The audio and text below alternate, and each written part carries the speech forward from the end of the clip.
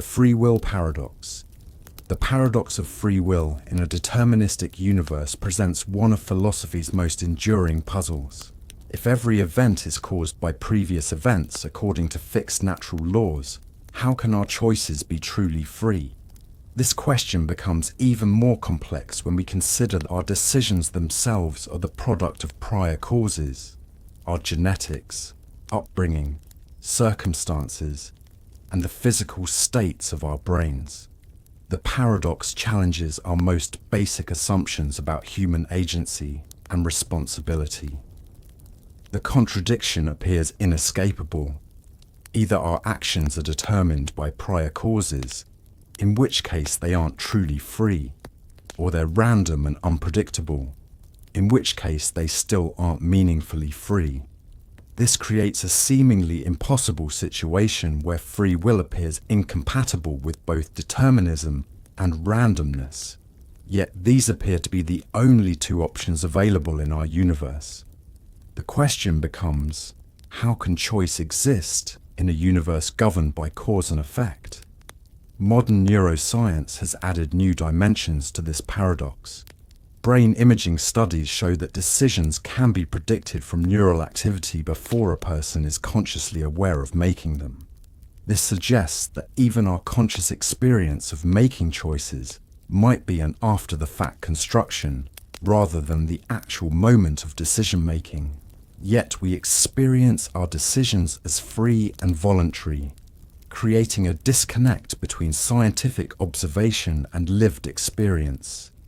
The implications extend into moral and legal territory. If our actions are predetermined, how can we be held morally responsible for them? Criminal justice systems are built on the assumption of free will and personal responsibility. Yet scientific determinism seems to challenge this foundation. This creates a practical paradox where society must act as if free will exists, while science suggests otherwise. Some philosophers propose compatibilism, the idea that free will and determinism can coexist if we define freedom not as freedom from causation, but as freedom from external constraint. Under this view, a choice can be both caused and free if it aligns with the chooser's own values and desires. Others argue for various forms of libertarian free will, or suggest that quantum indeterminacy might create room for genuine choice. The paradox has practical implications for how we approach personal development and social policy. If our choices are determined, does this mean effort and deliberation are meaningless? Or does the very act of considering these questions alter the causal chain that determines our actions? Understanding this paradox can influence how we think about responsibility, punishment, rehabilitation, and the fundamental nature of human consciousness and decision-making. The black hole paradox. The black hole center paradox presents a mind-bending concept. Inside a black hole, the center is effectively everywhere, while the traditional notion of space becomes meaningless. This paradox emerges from Einstein's general relativity and challenges our fundamental understanding of space, geometry, and the nature of reality itself. At the singularity of a black hole, all points become indistinguishable from the center, creating a situation that defies conventional spatial logic. The mathematics of black holes reveals that as matter falls toward the singularity, space becomes so extremely curved that traditional concepts of distance and direction lose meaning. All paths lead to the center, yet the center itself becomes a region where space and time as we understand them cease to exist. This creates the paradoxical situation where every point can be considered the center, while simultaneously no point can be definitively identified as such. Modern physics has expanded our understanding of this paradox. Quantum mechanics suggests that information about what falls into a black hole might not be completely lost, leading to the information paradox. The holographic principle proposes that all the information about a black hole's interior might be encoded on its surface. These theories add layers of complexity to our understanding of what center and interior mean in the context of a black hole. The implications extend beyond astrophysics into our understanding of space-time itself. If space can be warped so extremely that conventional geometry breaks down, what does this tell us about the fundamental nature of reality? The paradox challenges our intuitive notions of here and there, suggesting that space itself might be more flexible and less absolute than we typically imagine. This paradox has practical implications for theoretical physics and cosmology. It influences our understanding of the early universe, which may have resembled conditions similar to those inside a black hole. It also affects how we think about the ultimate fate of matter that falls into black holes, and the possibility of connecting different regions of space-time through wormholes. The black hole center paradox ultimately reveals something profound about the limits of human intuition and the nature of physical reality. It suggests that our everyday concepts of space and position, developed through evolution on Earth's surface, may be inadequate for understanding the most extreme phenomena in our universe. Perhaps the true lesson is that reality at its most fundamental level may be stranger than we can imagine. The liar paradox. The liar paradox, encapsulated in the simple statement, "This sentence is false," stands as one of the most elegant yet confounding logical puzzles in human thought. Its beauty lies in its simplicity, yet its implications ripple through the foundations of logic, mathematics, and philosophy. When we attempt to determine whether this statement is true or false, we find ourselves caught in an endless logical loop. If we assume it's true, then by its own admission it must be false. But if we accept it's false, then it must be true because it correctly stated its own falsity. This infinite oscillation between truth values creates a paradox that has challenged thinkers since ancient Greece.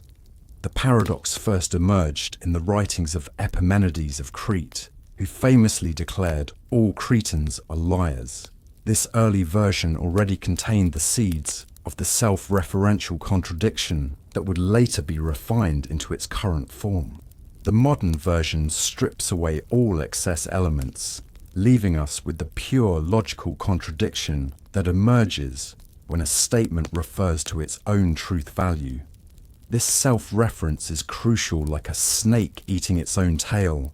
The statement curves back on itself in a way that seems to violate our fundamental assumptions about truth and falsity. The implications of this paradox extend far beyond mere logical puzzlement.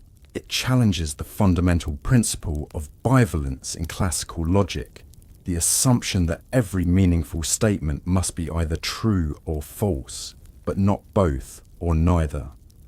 This challenge has led logicians to propose various solutions, including multi-valued logic systems that allow for additional truth values, or frameworks that declare self-referential statements meaningless or ill-formed. The paradox played a crucial role in Kurt Gödel's incompleteness theorems, which demonstrated fundamental limitations in mathematical systems. In contemporary thought, the liar paradox continues to influence fields ranging from computer science to cognitive theory. It raises essential questions about the nature of truth, the limitations of formal logical systems, and the relationship between language and reality. Some philosophers view it as evidence that our traditional concepts of truth and falsity may be inadequate for capturing the full complexity of logical relationships. Others see it as a reminder of the limitations inherent in human reasoning and language. Whatever interpretation one favors, the liar paradox remains a powerful demonstration of how the simplest statements can reveal profound complexities in our understanding of truth and logic. The light speed paradox. The paradox of turning on headlights while traveling at light speed presents one of physics' most intriguing thought experiments. The question seems simple.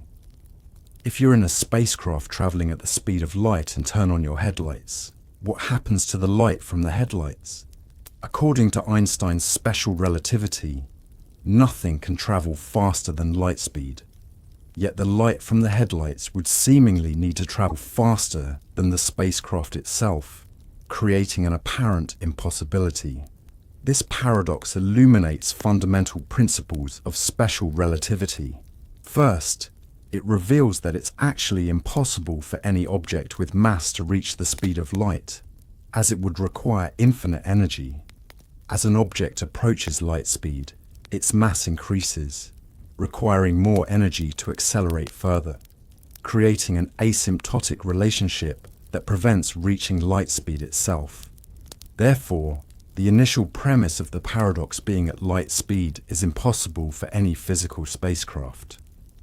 However, the paradox remains valuable for understanding the nature of light and space-time. Light always travels at the same speed, approximately 299,792,458 meters per second in all reference frames, regardless of the motion of its source. This constancy of light speed was one of Einstein's key insights, leading to the revolutionary concepts of time dilation and length contraction. From the perspective of someone approaching light speed, time would slow down and distances would contract. Modern physics has revealed even more complexities in this paradox. Quantum mechanics shows that light exhibits both wave and particle properties, adding another layer of complexity to understanding its behavior at extreme speeds. The paradox also touches on questions about the nature of space-time itself and how it behaves under extreme conditions. The implications extend beyond pure physics into practical considerations for space travel and technology. While we can't reach light speed, understanding the effects of high-velocity travel is crucial for space exploration and satellite technology. GPS systems, for instance, must account for relativistic effects to maintain accuracy, as the satellites travel fast enough for time dilation to become noticeable. This paradox has also influenced science fiction and popular culture, inspiring countless stories about faster-than-light travel and its implications. While such stories often ignore or bypass the physical impossibilities involved, they reflect humanity's enduring fascination with the limits of speed and the nature of light. The paradox serves as a reminder that our intuitive understanding of motion and speed, developed in our relatively slow everyday experience, breaks down when we approach cosmic scales and speeds. The perfect prediction paradox. The paradox that a perfect prediction of the future would change the future it predicts creates a fascinating logical loop. If we could precisely forecast future events, the very knowledge of that prediction would influence people's actions, potentially invalidating the original prediction. This creates a circular causality where the act of predicting affects what is being predicted, making truly perfect prediction logically impossible. Consider a system that perfectly predicts tomorrow's stock market prices. Once this prediction becomes known, investors would immediately act on this information, changing their trading behavior and thus altering the future that was predicted. This creates a fundamental contradiction. The more accurate and widely known the prediction, the more likely it is to be invalidated by the actions taken in response to it. The paradox becomes even more complex when the prediction includes the effects of its own revelation. Modern technology has made this paradox increasingly relevant. Big data analytics and artificial intelligence systems attempt to predict everything from consumer behavior to election outcomes. However, when these predictions become public, they can influence the very behaviors they're trying to predict. This creates a feedback loop where predictions and responses continuously modify each other, making perfect prediction fundamentally impossible. The implications extend into various fields. In economics, it relates to the efficient market hypothesis and how market predictions affect market behavior. In sociology, it influences how public polling can affect election outcomes. In psychology, it touches on how expectations shape behavior and self-fulfilling prophecies. Even in weather forecasting, public response to predictions can affect the environmental conditions being predicted. The paradox raises deep philosophical questions about free will, determinism, and the nature of time itself. If perfect prediction is impossible because knowledge of the future changes it, what does this tell us about causality and human agency? The paradox suggests that the future might be inherently unpredictable, not because of technical limitations, but because of logical impossibilities in the nature of prediction itself. The perfect prediction paradox ultimately reveals something profound about the relationship between knowledge and reality. Perhaps its most important insight is that some forms of knowledge might be inherently impossible to obtain, not because of practical limitations, but because the very act of obtaining them would change what they're trying to know. This understanding has implications for how we approach prediction, planning, and decision-making in all areas of life. The river paradox. Heraclitus's famous paradox, "No one ever steps in the same river twice," presents a profound meditation on the nature of change, identity, and permanence.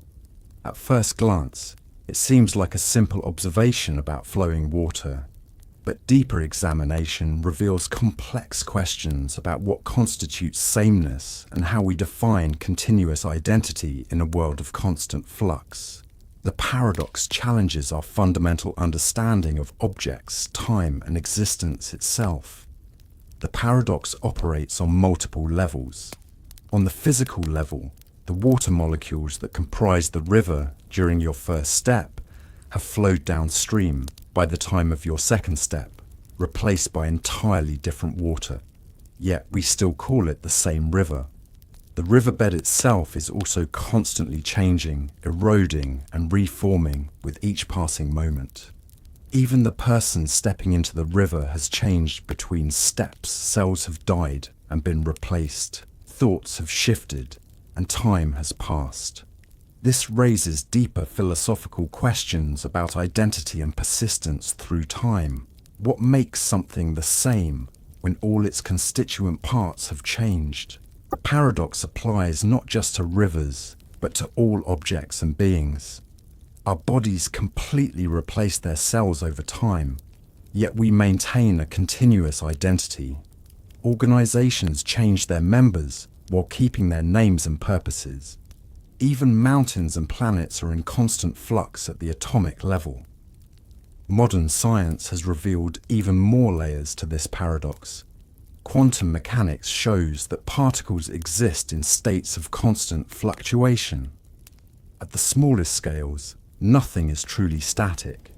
Even apparently solid objects are composed of atoms in constant motion. This scientific understanding reinforces Heraclitus's insight that change is fundamental to reality, while stability might be more illusion than fact. The paradox has practical implications for how we understand personal identity and transformation. If we are never the same person from moment to moment, what maintains our sense of continuous self? This question becomes particularly relevant in discussions of personal growth, responsibility, and moral development. Are we accountable for actions taken by past versions of ourselves, if we are literally different people now? Beyond individual identity, the paradox challenges our understanding of permanence and change in all aspects of life. It suggests that trying to maintain absolute stability might be futile or even counterproductive. Instead, perhaps we should embrace change as the fundamental reality while seeking to understand what patterns or principles remain consistent through transformation. This perspective offers wisdom for approaching everything from personal relationships to organizational management to environmental conservation. The dream reality paradox. The paradox of proving you're not dreaming presents a fascinating philosophical challenge. How can you be absolutely certain that your current experience isn't a dream? This question, explored by philosophers from ancient times to modern day, reveals the surprising difficulty of establishing a definitive test for distinguishing waking reality from dream states. The paradox suggests that any evidence we might use to prove we're awake could itself be part of a dream. Consider the traditional methods people use to determine if they're dreaming: pinching themselves, looking for inconsistencies in their environment, or trying to read text, which often appears distorted in dreams. However, one could dream of performing these tests and getting the correct results. Even the sensation of pain, often considered a reliable indicator of wakefulness, could be part of a vivid dream experience. This creates a logical loop where no test can provide absolute certainty. The implications of this paradox extend into epistemology, the study of knowledge itself. If we can't be certain whether we're awake or dreaming, how can we be certain about anything we experience? This was famously explored by Descartes, who used this uncertainty as the starting point for his philosophical investigations, eventually arriving at "I think, therefore I am" as the only unshakable truth. Modern neuroscience has added new dimensions to this paradox. Brain imaging studies show that similar neural pathways are activated during both dreaming and waking experiences. The brain's reality testing mechanisms can be fooled not only by dreams, but by various psychological and neurological conditions. This suggests that our sense of being awake might be more of a constructed experience than an absolute state. The paradox has practical implications for understanding consciousness and perception. Virtual reality technology and immersive experiences raise similar questions about the nature of reality and our ability to distinguish it from simulation. As these technologies become more sophisticated, the line between real and simulated experiences becomes increasingly blurred. This uncertainty about the nature of our current experience has profound implications for how we approach knowledge and certainty in all aspects of life. It suggests that absolute certainty might be impossible, and that we must learn to function effectively while maintaining a degree of philosophical doubt about the nature of our experience. Perhaps the most practical response is to acknowledge this uncertainty while continuing to engage meaningfully with whatever reality we find ourselves in. The omnipotence paradox. The omnipotence paradox, crystallized in the question, can God create a stone so heavy that he cannot lift it? Represents one of theology's most elegant and troubling logical dilemmas. This seemingly simple query has perplexed philosophers, theologians, and logicians for centuries, as it appears to demonstrate an inherent contradiction within the concept of absolute power. The paradox creates a logical bind that challenges our very understanding of omnipotence and infinite capability, forcing us to confront the limitations of human reasoning when grappling with concepts of absolute power. The contradiction unfolds with mathematical precision. If God can create such a stone, then there exists something he cannot do, lift it, thus negating his omnipotence. Conversely, if God cannot create such a stone, then we've immediately identified a limitation to his power, again contradicting omnipotence.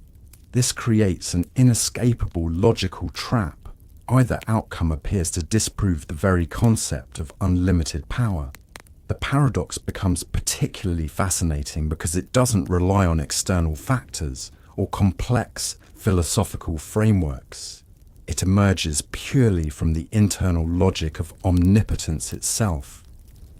Theologians and philosophers have proposed various resolutions to this conundrum. One prominent approach suggests that omnipotence should be understood as the ability to do anything that is logically possible, rather than the ability to perform logical contradictions. Under this interpretation, creating a stone that is simultaneously liftable and unliftable by an omnipotent being is akin to creating a square circle. It's not a meaningful limitation on power, but rather a linguistic contradiction. Others argue that the paradox reveals the limitations of human logic when applied to divine attributes, suggesting that our finite minds cannot fully comprehend infinite power.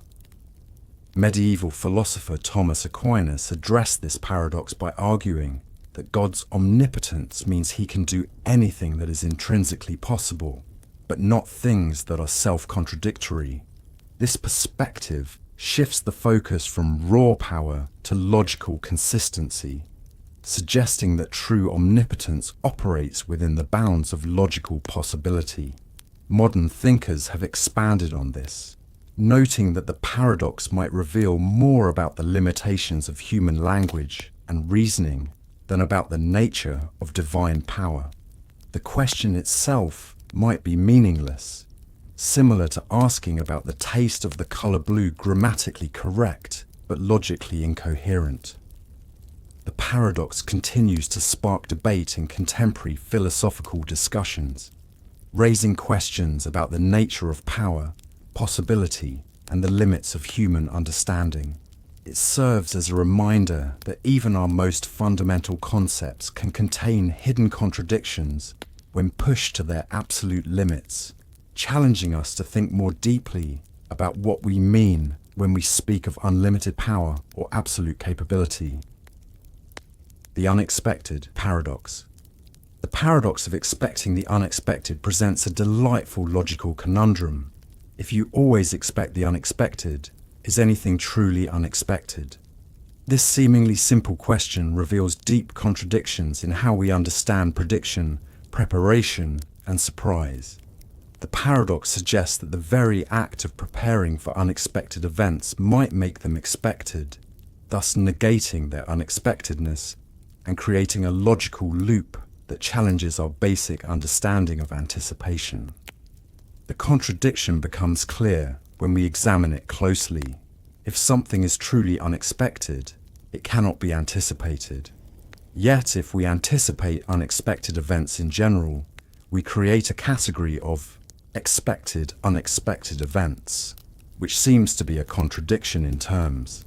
This creates a situation where our preparation for surprise might actually make genuine surprise impossible, while simultaneously making us more vulnerable to truly unexpected events that fall outside our preparations.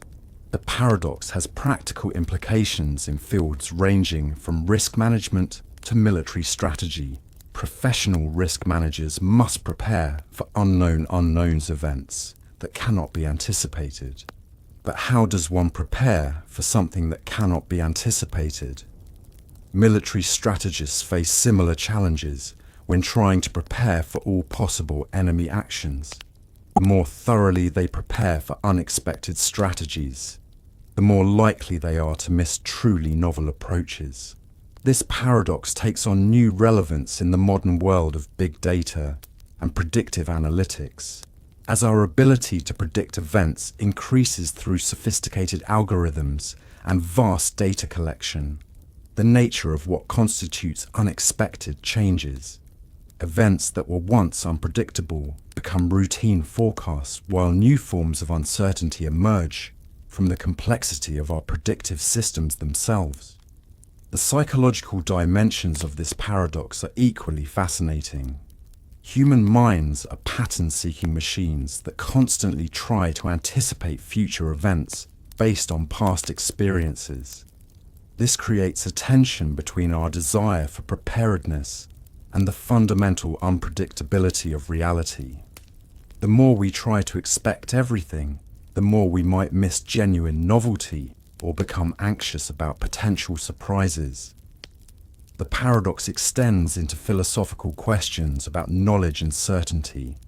If we can expect the unexpected, does this give us genuine knowledge or just an illusion of preparedness?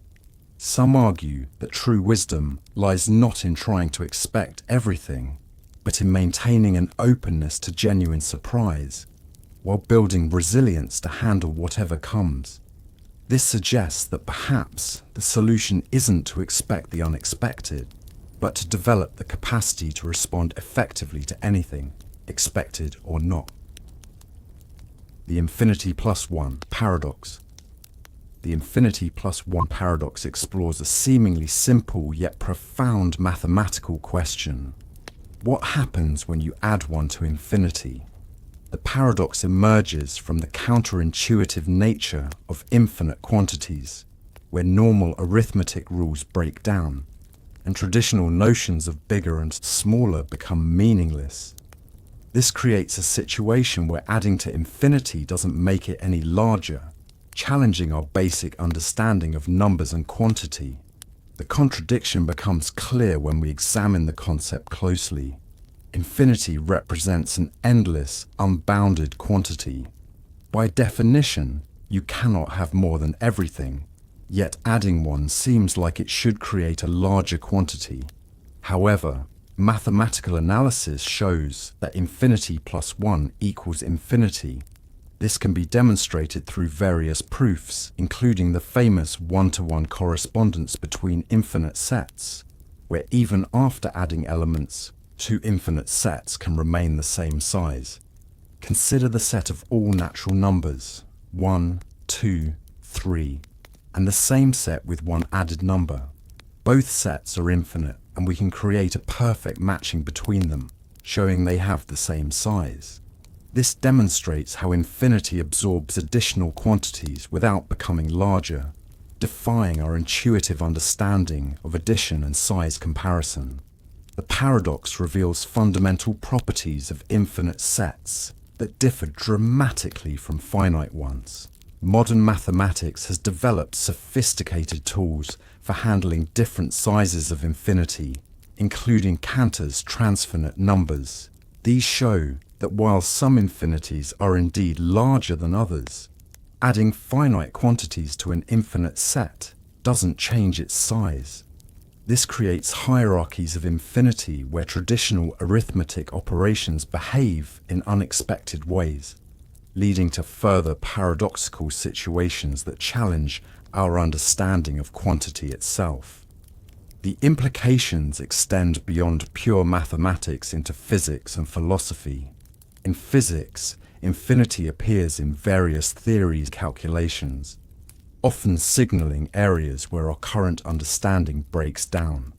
In philosophy, the paradox raises questions about the nature of quantity, measurement, and the limits of human comprehension. Can we truly understand something that behaves so differently from our everyday experience of numbers? The paradox also appears in computer science, where handling infinite quantities requires special theoretical frameworks. The paradox ultimately reveals something profound about the nature of infinity and mathematical truth. It suggests that our intuitive understanding of concepts like adding and bigger than, developed through experience with finite quantities, may not apply to infinite ones. This challenges us to develop more sophisticated ways of thinking about quantity and size, reminding us that mathematical reality often transcends common sense and forces us to expand our conceptual frameworks beyond everyday intuition. Pinocchio Paradox. The Pinocchio paradox stands as one of the most delightfully perplexing self-referential paradoxes in logic. It centers on the fictional character Pinocchio, whose nose grows longer whenever he tells a lie and remains unchanged when he speaks the truth. The paradox emerges when we consider the statement, "My nose will grow now," spoken by Pinocchio. This seemingly simple declaration creates a logical impossibility that loops endlessly through contradictory outcomes. If Pinocchio's statement is true, then his nose should not grow, as he's telling the truth. But if his nose doesn't grow, then his statement becomes false, since he said it would grow, which means he lied, which means his nose should grow. However, if his nose does grow, then his statement was true. He said it would grow, and it did. But if it was true, then his nose shouldn't have grown in the first place. This creates an infinite logical loop that cannot be resolved. The paradox exemplifies a broader category of logical puzzles known as self-referential paradoxes, similar to the famous "this statement is false" paradox. It highlights fundamental questions about the nature of truth, self-reference, and the limitations of binary logic systems. The paradox becomes even more intriguing when we consider that Pinocchio's nose-growing mechanism must operate on some determinations of truth value. Yet this statement seems to defy any consistent truth evaluation. It raises questions about the nature of causality itself. Does the truth value of the statement determine the nose growth, or does the nose growth determine the truth value of the statement?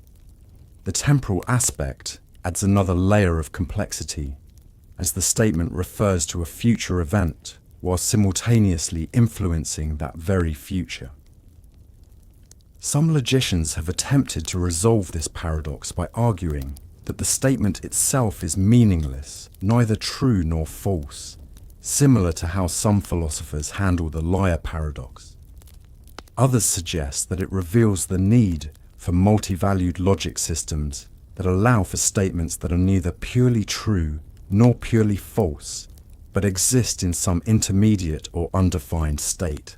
The paradox also serves as a fascinating thought experiment in artificial intelligence and machine learning, where self-referential statements and logical contradictions must be handled carefully to avoid system failures.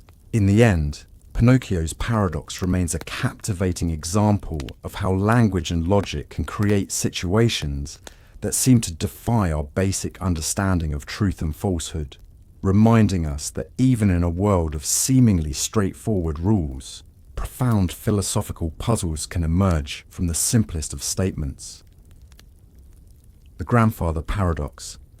The grandfather paradox stands as one of the most fascinating thought experiments in temporal logic, challenging our understanding of causality and the theoretical possibility of time travel. The scenario presents a time traveler who journeys to the past with the intention of killing their own grandfather before the birth of their parent. This seemingly straightforward premise unravels into a mind-bending contradiction that has puzzled philosophers, physicists, and science fiction enthusiasts for generations. The logical impossibility emerges in stark relief. If the time traveler succeeds in killing their grandfather before their parent is conceived, they would prevent their own birth. However, if they were never born, they could not have traveled back in time to kill their grandfather in the first place. This creates a causality loop that defies our linear understanding of cause and effect. If the grandfather lives, the time traveler exists and kills him. If the grandfather dies, the time traveler never exists and thus cannot kill him. The paradox forces us to confront the fundamental nature of time, free will, and the fabric of reality itself. Various theoretical solutions have been proposed to resolve this paradox. One approach involves the concept of parallel universes, or multiple timelines, suggesting that the time traveler's actions create a new branch of reality rather than affecting their own timeline. This many-worlds interpretation preserves causality while allowing for the possibility of time travel. Another solution proposes that the universe would somehow conspire to prevent the murder from occurring, creating what physicists call a consistency protection mechanism. Any attempt to create a paradox would be thwarted by seemingly coincidental events. The implications of the grandfather paradox extend far beyond its initial premise, touching on questions of determinism, quantum mechanics, and the very nature of time itself. It challenges our assumptions about free will.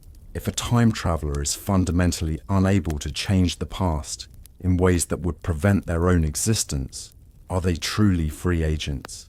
The paradox also raises questions about the nature of information and causality in a universe where effect might precede cause. Modern physics, particularly in the realm of quantum mechanics, suggests that time might not be as linear and absolute as we experience it, potentially offering new ways to understand or resolve such paradoxes. In the end, the grandfather paradox serves as a powerful reminder of the complex relationship between cause and effect, and the profound mysteries that still exist in our understanding of time and reality. Whether viewed through the lens of philosophy, physics, or pure logic, it continues to challenge our assumptions and spark new ways of thinking about the nature of existence itself. The Ship of Theseus. The Ship of Theseus paradox, first described by Plutarch in ancient Greece, presents a fascinating puzzle about identity and persistence through change. The scenario begins with Theseus's ship, preserved by the Athenians through generations. Over time, as wooden planks decay, they are replaced with new ones. Eventually, every single component of the original ship has been replaced. The paradox asks, is it still the same ship? The question becomes even more intriguing when we consider a twist. What if someone collected all the discarded original parts and reconstructed them into a second ship? Which vessel, if either, is the true Ship of Theseus? This thought experiment cuts to the heart of how we understand identity through time and change. It challenges our intuitive notions of continuity and raises fundamental questions about what makes something remain itself, despite complete material transformation. The paradox becomes particularly relevant in modern contexts. From human biology, our bodies replace most cells every few years, to personal identity, are we the same person despite constant physical and psychological changes? To artificial intelligence and digital consciousness.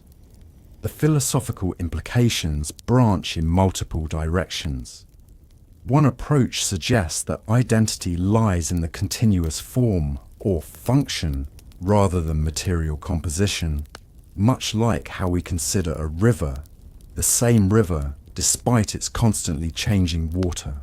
Another perspective argues that identity is fundamentally linked to spatial temporal continuity. The gradually replaced ship maintains its identity through uninterrupted existence in space and time. Some philosophers propose that identity itself might be more of a convenient fiction than a concrete reality, useful for practical purposes, but breaking down under closer examination. Modern applications of this paradox extend into unexpected domains.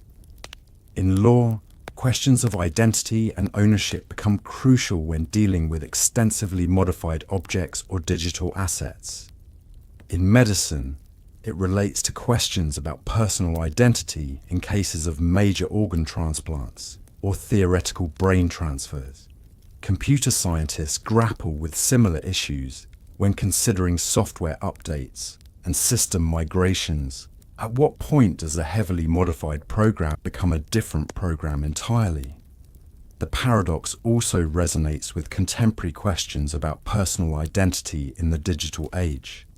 When we constantly update our online personas, replace our devices, or transfer our data across platforms, what remains constant? In an era of rapid technological change and virtual existence, the Ship of Theseus paradox feels more relevant than ever, challenging us to reconsider what we mean by sameness, identity, and continuity in a world where the only constant is change itself. The Barber's Paradox. The Barber's Paradox, formulated by philosopher Bertrand Russell, presents a deceptively simple scenario that reveals profound logical complications. The paradox describes a male barber who lives in a village and shaves all those men, and only those men, who do not shave themselves. At first glance, this seems like a straightforward arrangement, but a crucial question emerges. Who shaves the barber? This creates an impossible logical situation that has become a classic example of the contradictions that can arise from self-reference. The paradox unfolds through precise logical steps. If the barber shaves himself, then he must be one of those men who shave themselves, which means he cannot be shaved by the barber himself.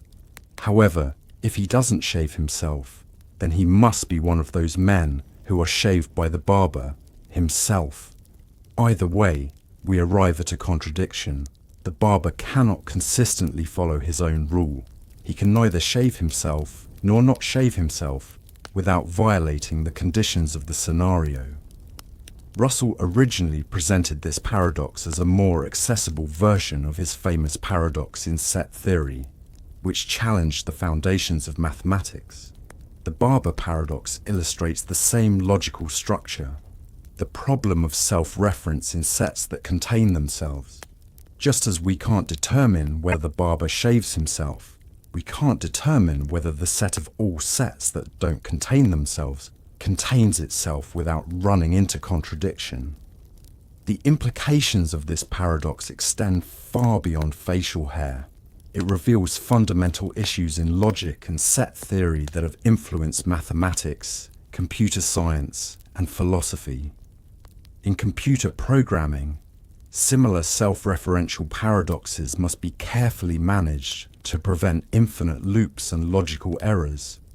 The paradox also raises questions about the nature of rules and their application to those who enforce them, a theme that resonates in legal and ethical discussions. Modern logicians have proposed various resolutions to the paradox. One approach suggests that such a barber simply cannot exist. The description is self-contradictory and therefore describes an impossible situation. Others use it to argue for the need for hierarchical systems of logic that prevent problematic self-reference. Some philosophers see it as evidence that our everyday language and logic may be inadequate for describing certain types of relationships and situations. The barber's paradox serves as a powerful reminder that even seemingly simple rules can generate complex logical problems when they refer to themselves. It demonstrates how self-reference, while natural in everyday language, can lead to fundamental contradictions that challenge our basic assumptions about logic and reasoning. In an age of increasing automation and artificial intelligence, understanding and resolving such logical paradoxes becomes ever more crucial for developing robust systems of reasoning and computation. The Sorites Paradox. The Sorites Paradox, also known as the paradox of the heap, presents a deceptively simple question that challenges our understanding of vague predicates and categorical boundaries. Beginning with a heap of sand containing 10,000 grains, we remove one grain at a time. The paradox asks, at what precise point does the heap cease to be a heap? If removing a single grain from a heap still leaves a heap, and we accept this premise for each grain removal, we eventually reach the absurd conclusion that even one grain of sand, or 0 grains, constitutes a heap. The term Sorites comes from the Greek word for heap, soros, but the paradox extends far beyond sand piles. It applies to any gradual transformation, where we can't precisely define the boundary between categories. When does a person become old? How many hairs must one lose to become bald? How many drops of water make a puddle? The paradox reveals the fundamental difficulty in drawing exact lines between fuzzy concepts that we nevertheless use effectively in everyday life. The philosophical implications are profound and far-reaching. The paradox challenges our assumptions about language, logic, and the nature of categories themselves.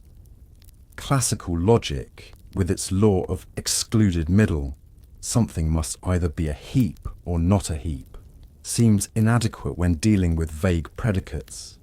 This has led to various proposed solutions, including fuzzy logic, which allows for degrees of truth rather than absolute true-false distinctions, and supervaluationism, which suggests that vague predicates have multiple precise boundary points.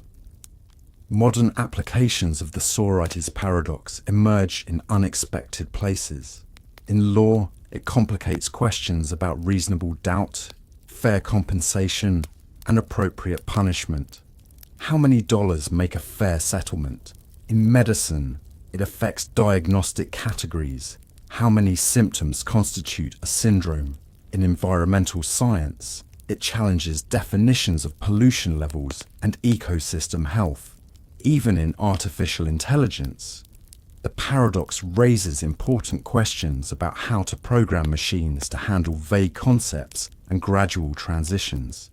The paradox also illuminates broader questions about human cognition and categorization. Our brains excel at recognizing patterns and creating categories. Yet the Sorites Paradox suggests that these categories might be more pragmatic tools than objective reality. This has implications for how we understand language, perception, and decision-making. Some philosophers argue that the paradox reveals the inherent limitations of human language in describing continuous reality. In our digital age, where precise definitions are increasingly important for programming and artificial intelligence, the Sorites Paradox remains remarkably relevant. It reminds us that many real-world concepts resist exact definition, and that managing vagueness might be as important as pursuing precision. The paradox continues to challenge our understanding of boundaries, categories, and the relationship between language and reality. The knowledge paradox. The paradox that the more you learn, the more you realize how little you know, represents one of the most profound and enduring observations about human knowledge and intellectual growth. First articulated by Socrates, who famously declared that true wisdom lies in knowing that you know nothing. This paradox captures a fundamental truth about the nature of learning and understanding that becomes more relevant with each advancement in human knowledge. The paradox operates through a fascinating mechanism. As we acquire knowledge in any field, we simultaneously discover new questions, uncertainties, and areas of ignorance we hadn't previously recognized. Each answer we find seems to spawn multiple new questions. Like climbing a mountain only to discover more peaks beyond, every intellectual advancement reveals vaster territories of unknown knowledge stretching to the horizon. This creates the paradoxical situation where increased knowledge leads to an increased awareness of our ignorance, making us feel, in some ways, less knowledgeable than when we started. This phenomenon manifests across all fields of study. A beginning physics student might feel confident in their understanding of Newtonian mechanics, only to have that confidence shaken by quantum mechanics and relativity. A medical researcher making a breakthrough discovery often uncovers dozens of new questions they hadn't thought to ask before. Even in everyday learning, mastering a new skill frequently reveals complexities and nuances that weren't apparent at the outset. The implications of this paradox extend beyond individual learning to shape our understanding of human knowledge itself. It suggests that intellectual humility might be a natural consequence of deep learning, as expertise in any field tends to reveal its own limitations. This contrasts with the Dunning-Kruger effect, where people with limited knowledge often overestimate their expertise precisely because they haven't learned enough to recognize the extent of their ignorance. Modern science and technology have only amplified this paradox. Each new discovery in fields like quantum physics, neuroscience, or cosmology seems to reveal new mysteries and uncertainties. The development of powerful tools like electron microscopes or space telescopes has shown us how much more there is to discover at both the smallest and largest scales of existence. The digital age has made information more accessible than ever, yet simultaneously demonstrated how vast and complex human knowledge has become. This paradox also carries important implications for education and personal growth. It suggests that true learning involves not just acquiring facts, but developing an appreciation for the complexity and depth of knowledge. It encourages a mindset of continuous learning and intellectual humility, recognizing that every achievement in understanding is also an invitation to explore further. In this light, the paradox becomes not just an observation about knowledge, but a guide to wisdom itself. The spontaneity paradox. The spontaneity paradox presents an intriguing contradiction in human behavior and intention. The notion that to be spontaneous, one must plan to be spontaneous. This seemingly simple statement contains a deep philosophical tension that challenges our understanding of free will, intentionality, and the nature of genuine spontaneity. The paradox emerges from the inherent contradiction between the deliberate decision to act spontaneously and the very nature of spontaneity as unplanned action. Consider the person who decides, "Tomorrow, I will be spontaneous." The very act of making this decision appears to negate the possibility of true spontaneity. If one plans to do something unexpected, can the resulting action truly be considered spontaneous? The paradox deepens when we examine real-world applications, organized spontaneous flash mobs, scheduled moments of improvisation in theatrical performances, or deliberate attempts to break out of routine to add excitement to life. The contradiction extends into psychological territory. When people attempt to be more spontaneous in their lives, they often find themselves caught in a mental loop. The more they try to act spontaneously, the more self-conscious and planned their actions become. This creates a kind of performance anxiety around spontaneity itself, where the desire to act naturally leads to increasingly unnatural behavior. It's similar to the paradox of trying to fall asleep. The harder one tries, the more elusive sleep becomes. This paradox has significant implications for understanding human behavior and decision-making. It raises questions about the nature of authentic action versus performed behavior. Can true spontaneity exist in a conscious mind that is always, to some degree, planning and anticipating future actions? Some philosophers argue that genuine spontaneity might only be possible when we're not trying to be spontaneous at all, when we act without any self-consciousness about the nature of our actions. Modern life has intensified this paradox in unexpected ways. Social media has created a culture where seemingly spontaneous moments are carefully curated and planned. Candid photographs are often meticulously staged, and authentic content is strategically produced. The pressure to appear naturally carefree and spontaneous has paradoxically led to more calculated behavior, highlighting the tension between genuine and performed spontaneity. The paradox also appears in therapeutic contexts, where patients might be advised to let go or act naturally in instructions that inherently contain their own contradiction. How does one deliberately follow instructions to be unrehearsed? This tension between intention and action reveals fundamental questions about consciousness, free will, and the nature of genuine human expression. Understanding this paradox can help us navigate the complex relationship between planning and authenticity in our lives, perhaps leading to a more nuanced appreciation of both deliberate and spontaneous action. The experience paradox. The experience paradox, commonly expressed as "you need experience to get a job, but need a job to get experience," represents one of modern society's most frustrating catch-22 situations. This circular dilemma has become increasingly relevant in today's competitive job market, where entry-level positions often demand previous experience, creating an apparently impossible barrier for newcomers to any field. The paradox highlights a fundamental disconnect in the transition from education to employment and raises questions about opportunity, merit, and social mobility. The contradiction manifests most clearly in job listings that advertise entry-level positions while simultaneously requiring several years of experience. This creates a logical impossibility. How can one gain initial experience if every position requires prior experience?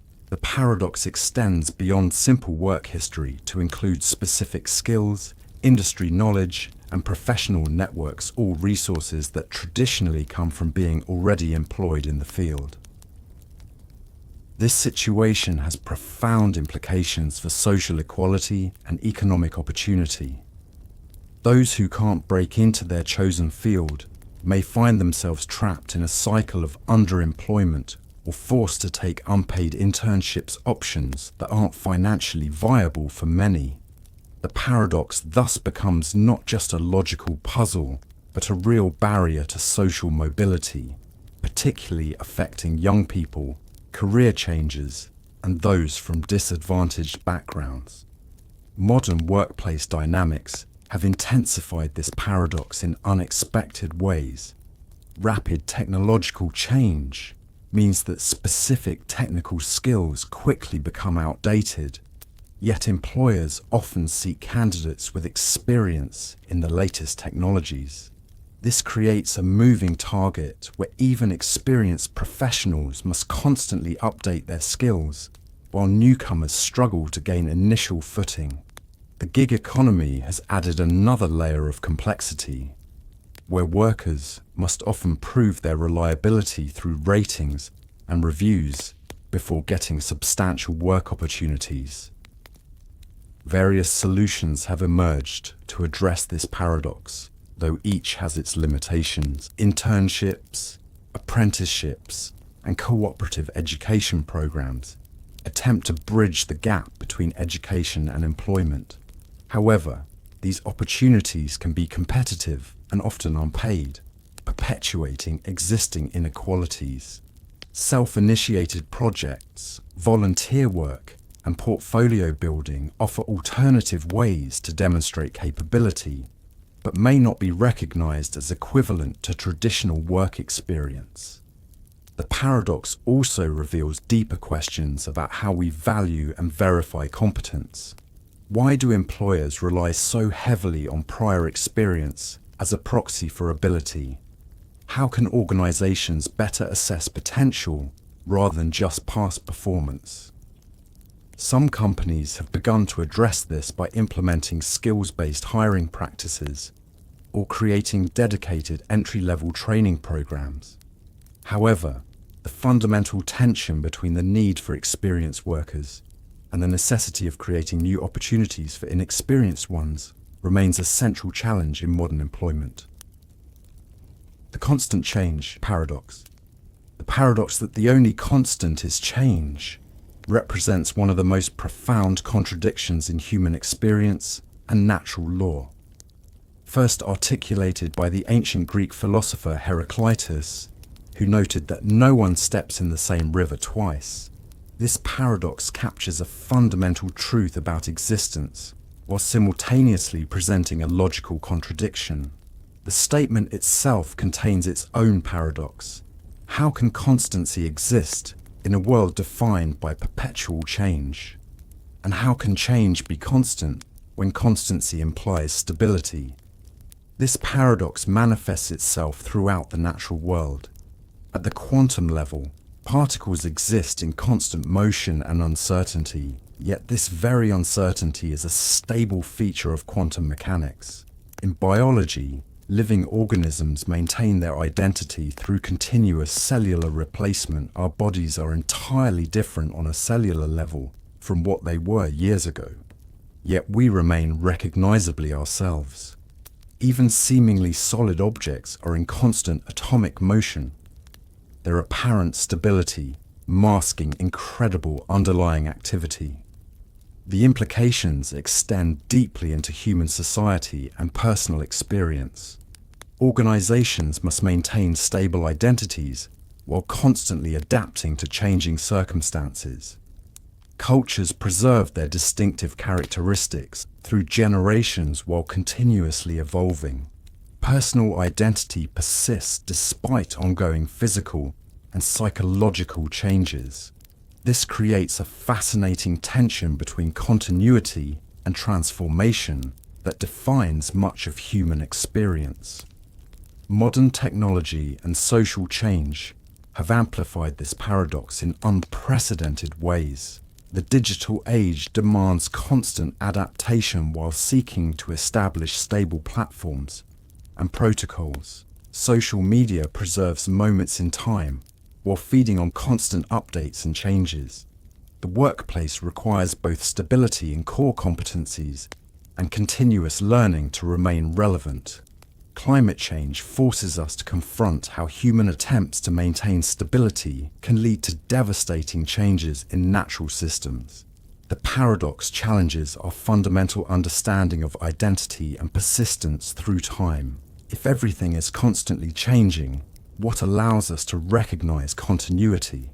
Some philosophers suggest that patterns of change themselves provide the stability we perceive, like a wave that maintains its form, while its constituent water molecules constantly change. Others argue that change and constancy exist at different levels of reality, allowing both to be true simultaneously. This understanding has practical implications for how we approach life and work. It suggests that successful adaptation requires identifying which elements should remain constant and which should change. It encourages developing resilient systems that can maintain core functionality while adapting to new circumstances. The paradox also offers comfort in times of upheaval, reminding us that change itself is a natural and necessary part of existence, while also suggesting that certain fundamental patterns remain reliable even amid transformation. The possibility paradox. In the realm of logical conundrums, few are as delightfully perplexing as the question, if everything is possible, is it possible for something to be impossible? This paradox twists the concept of possibility back upon itself, creating a logical knot that challenges our fundamental understanding of what can and cannot be. Unlike simpler contradictions, this paradox operates at the meta level of possibility itself, forcing us to confront the limits of unlimited potential. The paradox unfolds through a series of seemingly reasonable steps. If we accept that everything is possible, then it must be possible for something to be impossible, since that would be included in everything. However, if something is impossible, then not everything is possible, directly contradicting our initial premise. This creates a logical loop where the very concept of universal possibility generates its own impossibility. This contradiction extends beyond mere wordplay into profound philosophical territory. It challenges our understanding of concepts like infinity, limitation, and the nature of possibility itself. In mathematics, similar paradoxes arise when dealing with infinite sets and their properties.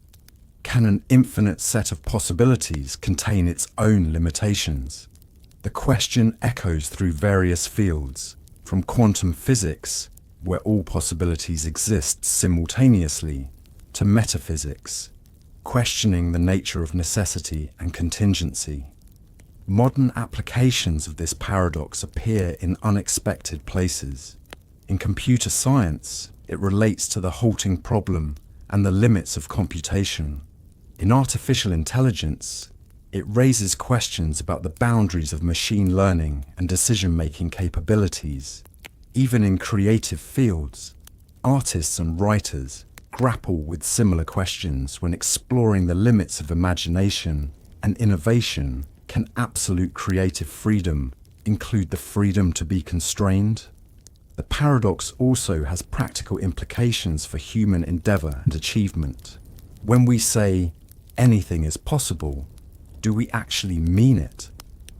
The statement itself might be self-defeating if taken to its logical extreme. This has relevance for goal setting, motivation, and personal development. suggesting that even in pursuing unlimited potential, we must acknowledge and work within certain fundamental constraints. Beyond the realm of pure logic and into the domain of human experience, this paradox invites us to reconsider our relationship with limitations and possibilities. Perhaps the true wisdom lies not in seeking absolute possibility, but in understanding how constraints and possibilities interact to create meaningful outcomes. As we navigate an increasingly complex world, this paradox reminds us that even in a universe of endless potential, the interplay between possibility and impossibility shapes the very fabric of reality itself. The set paradox. The paradox of the set of all sets stands as one of mathematics' most elegant and troubling conundrums. First formalized by Bertrand Russell in 1901, this paradox emerges from a seemingly innocent question. Does the set of all sets that don't contain themselves contain itself? The question creates an irresolvable contradiction that shook the foundations of mathematical logic and set theory, leading to fundamental revisions in how we understand mathematical collections. The paradox unfolds through precise logical steps. Consider a set R that contains all sets that don't contain themselves. Now ask, is R a member of itself? If R contains itself, then by definition, it shouldn't be in the set of sets that don't contain themselves. But if R doesn't contain itself, then it meets the criteria for membership in R, meaning it should contain itself. Either way leads to a contradiction, creating an endless logical loop that defies resolution. This paradox isn't merely a mathematical curiosity. It reveals deep problems in naive set theory and basic logical reasoning. It's similar to the more accessible barber paradox. Who shaves the barber? Who shaves all those who don't shave themselves? But operates at a more fundamental mathematical level. The discovery of this paradox led to significant developments in mathematical foundations, including Zermelo-Fraenkel set theory and type theory. Modern mathematics has developed various ways to avoid this paradox, primarily by imposing restrictions on what can constitute a set. These solutions include hierarchical systems of types, where sets must be of a different type than their elements, and axiomatized set theories that explicitly prohibit the formation of such problematic sets. However, these solutions come at the cost of some intuitive notions about collection and membership. The implications extend beyond pure mathematics into philosophy, computer science, and logic. In programming, similar issues arise with self-reference and recursive definitions.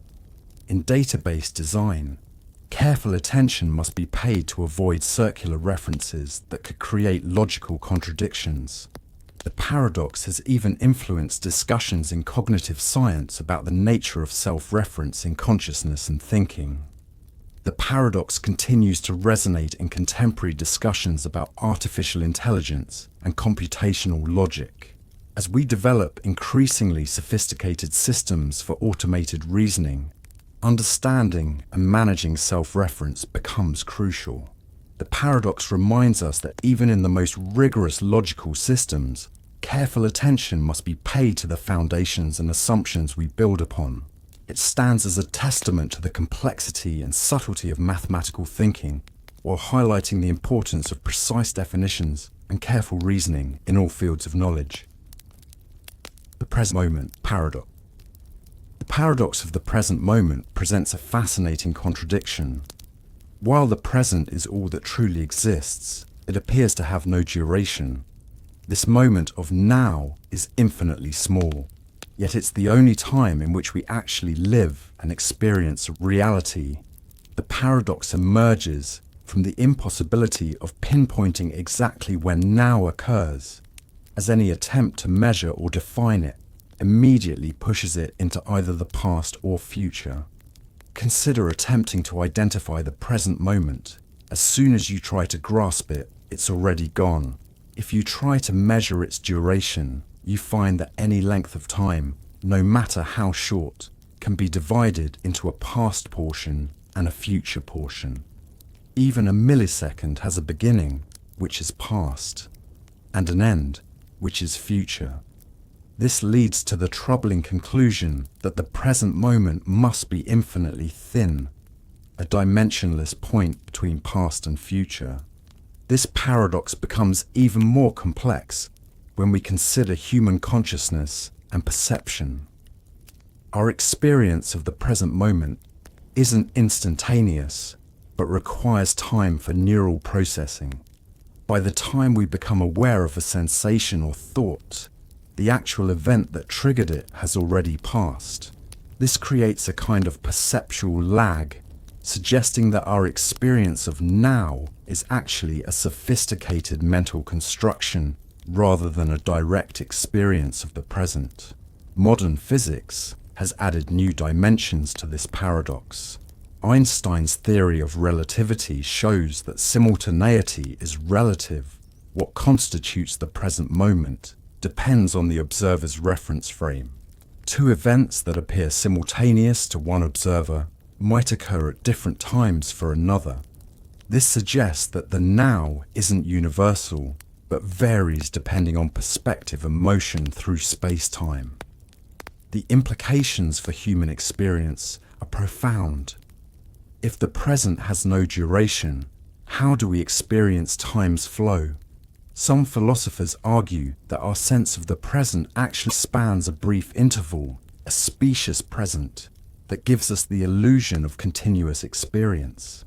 Others suggest that consciousness itself might be what bridges the gap between past and future, creating our sense of an extended present.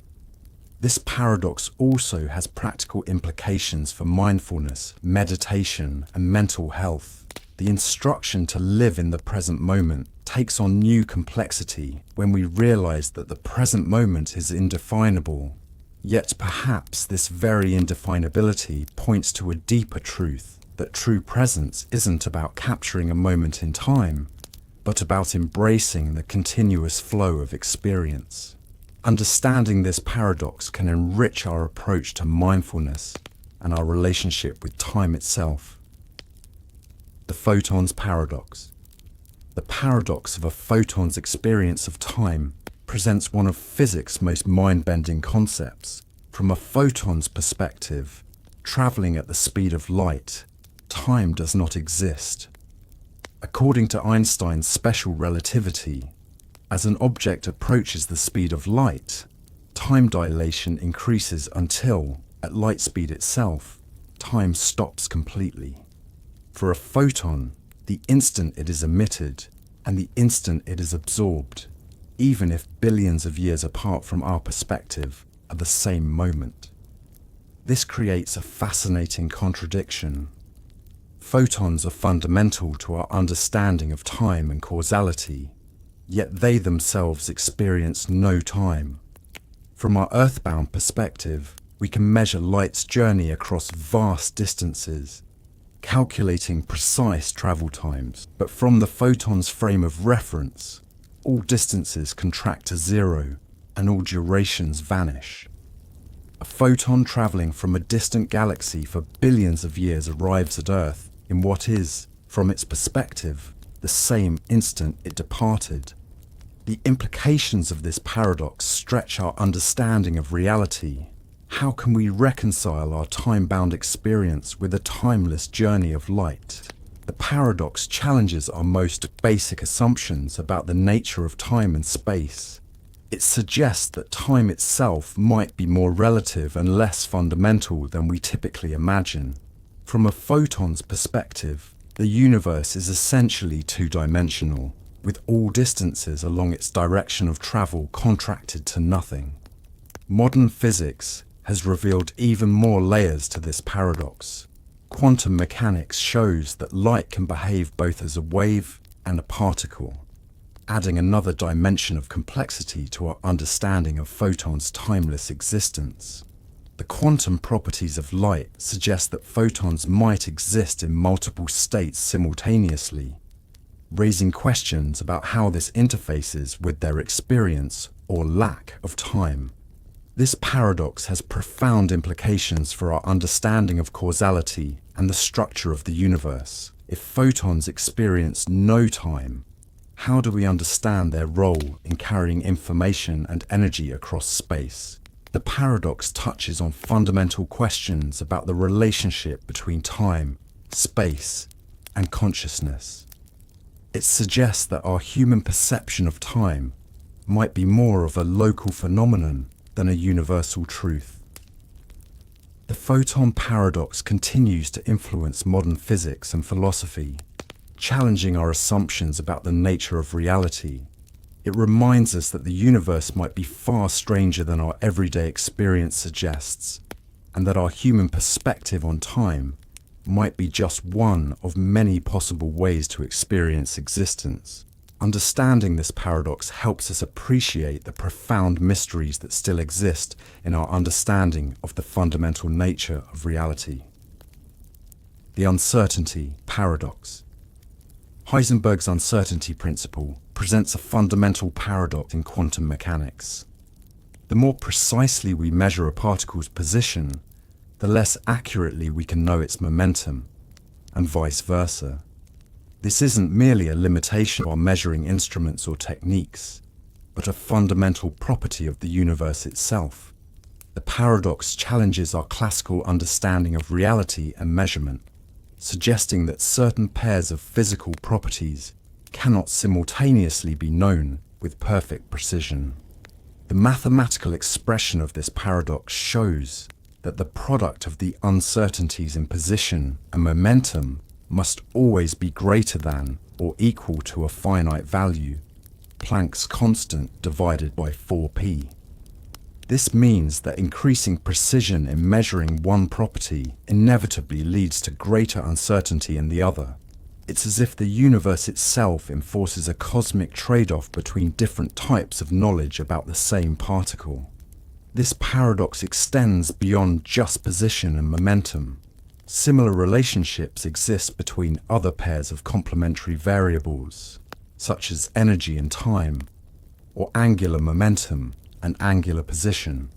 These relationships suggest that at the quantum level, nature possesses an inherent fuzziness or indeterminacy that no amount of technological advancement can overcome. This challenges our intuitive notion that with sufficient precision, we could, in principle, know everything about a physical system. The implications of this paradox reach far beyond physics. In information theory, similar trade-offs appear between different types of knowledge or measurement. In biology, attempts to precisely measure living systems often disturb the very processes being studied. Even in everyday life, we encounter situations where gaining precise knowledge in one area necessarily reduces our certainty in another. Modern technology has brought this paradox into sharp focus. As we develop increasingly precise measuring instruments, we bump up against these fundamental limits. Quantum computers, for instance, must work with rather than against this uncertainty, using it as a feature rather than treating it as a bug.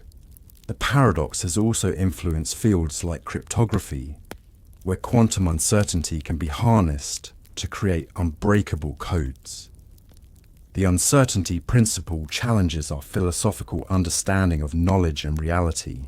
It suggests that complete knowledge of the physical world might be impossible not because of human limitations, but because of the fundamental nature of reality itself. This has profound implications for determinism, free will, and the limits of scientific knowledge. Perhaps uncertainty isn't a flaw in our understanding, but a fundamental feature of the universe that enables rather than limits its functioning. The unstoppable force paradox. The paradox of an unstoppable force meeting an immovable object represents one of the most captivating thought experiments in classical physics and philosophy. The scenario presents an apparent logical impossibility. What happens when an object that cannot be stopped encounters an object that cannot be moved? The paradox creates a perfect contradiction, as the existence of one seems to preclude the possibility of the other. The contradiction becomes clear when we analyze the terms. An unstoppable force, by definition, must be able to move anything in its path. An immovable object, by definition, cannot be moved by any force. These definitions are mutually exclusive. If one exists, the other cannot. This leads to the logical conclusion that they cannot coexist in the same universe. Yet the paradox asks us to imagine their confrontation. Modern physics adds fascinating layers to this ancient paradox. Einstein's theory of relativity shows that mass and energy are equivalent, and that nothing with mass can reach the speed of light. And truly unstoppable force would need infinite energy, while a truly immovable object would need infinite mass. Both scenarios are physically impossible in our universe, suggesting that the paradox itself might be meaningless within the constraints of physical reality. However, the paradox remains valuable as a tool for exploring the limits of our concepts and the nature of physical law. It challenges our understanding of force, resistance, and the relationship between them. In practical terms, we encounter similar, though less absolute, conflicts in engineering and design.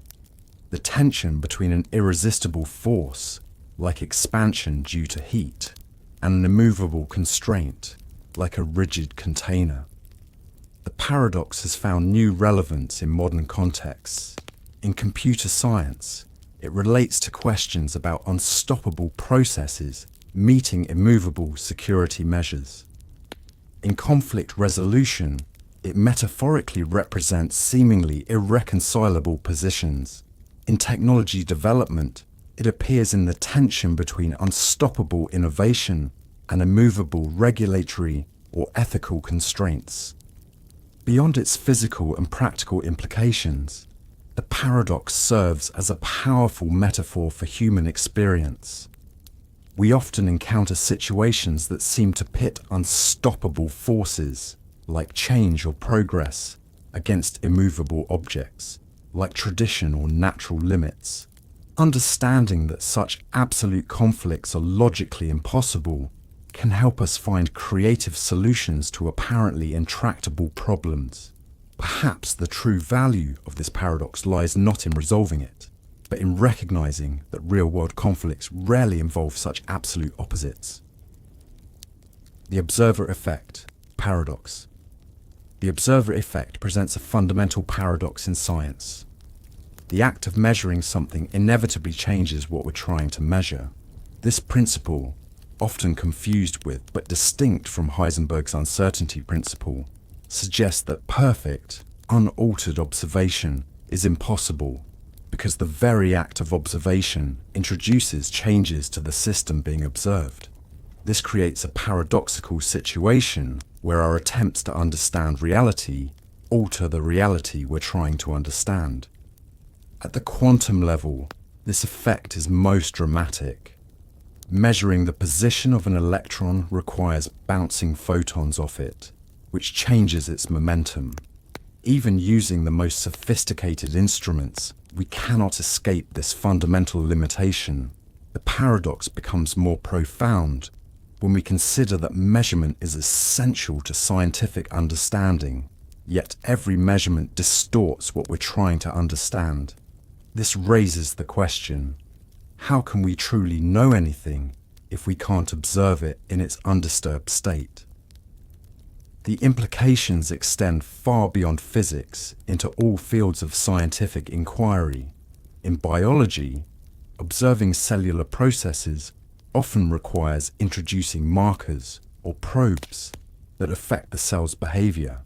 In psychology, the mere awareness of being studied can alter subjects' behavior, known as the Hawthorne effect. Even in astronomy, the light we observe from distant stars has been altered by its journey through space, affecting our understanding of cosmic phenomena. This paradox raises deep philosophical questions about the nature of reality and our ability to know it. If we cannot observe something without changing it, can we ever know its true, undisturbed state? This challenges the traditional scientific ideal of objective observation and raises questions about the relationship between observer and observed. Some philosophers argue that there is no true state independent of observation. Reality is inherently intertwined with the act of measurement. Modern technology has both highlighted and complicated this paradox. Advanced measuring instruments can minimize disturbance, but can never eliminate it entirely. Quantum computers must grapple with this effect in their design and operation. In fields like environmental science, researchers must constantly balance the need for data against the impact of their measuring techniques on delicate ecosystems. The observer effect has practical implications for many fields. In medicine, diagnostic tests can sometimes affect patient health. In social sciences, research methods must account for how awareness of being studied influences behavior.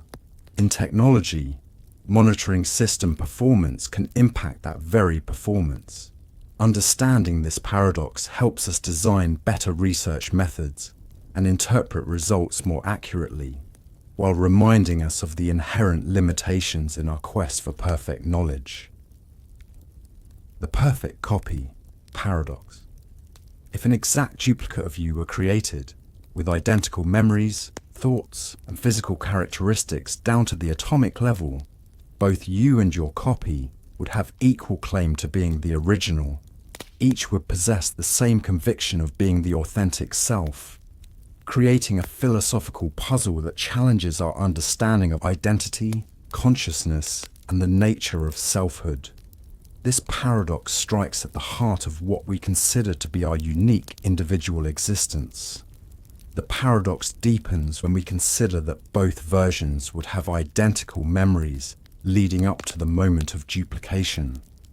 Each would remember being the original person and would have the same emotional connections, relationships, and sense of personal history. There would be no way, even in principle, to determine which was the real one, because both would be equally real and equally continuous with the pre-duplication person. This thought experiment raises profound questions about the nature of personal identity. What makes you, you? Is it your physical structure, your memories, your consciousness, or some combination of these? The paradox suggests that identity might not be as singular or continuous as we typically assume. It challenges our intuitive notion that there must be a single authentic self that persists through time. Modern technology has made this paradox more relevant than ever. While we cannot yet create perfect physical copies of humans, questions of digital identity and consciousness uploading raise similar issues. If your mind were perfectly copied into a computer, would the digital version be you? Would it have the same rights and responsibilities as the biological version? These questions become increasingly pertinent as technology advances. The implications extend into various fields. In law, how would we handle the rights and responsibilities of perfect duplicates? In psychology, what would this mean for our understanding of consciousness and self-awareness? In ethics, what moral status would we assign to copies? And how would we handle conflicts between identical versions of the same person? The paradox even touches on religious and spiritual questions about the nature of the soul. The paradox also has practical implications for emerging technologies. As we develop more sophisticated artificial intelligence and potential consciousness uploading capabilities, understanding the nature of identity and consciousness becomes crucial. The question of whether a digital copy of a mind would be the same person has significant implications for the future of human consciousness and technology. The time dilation paradox. The paradox of time dilation presents one of physics' most mind-bending realities. The faster you move through space, the slower time passes for you relative to stationary observers. This effect, predicted by Einstein's special relativity and confirmed by numerous experiments, creates situations that seem to defy common sense and challenge our fundamental understanding of time's nature. The closer an object approaches the speed of light, the more dramatic this time-slowing effect becomes. Consider two identical twins. One remains on Earth, while the other embarks on a near-light-speed journey through space. When the traveling twin returns, they will have aged less than their Earth-bound sibling.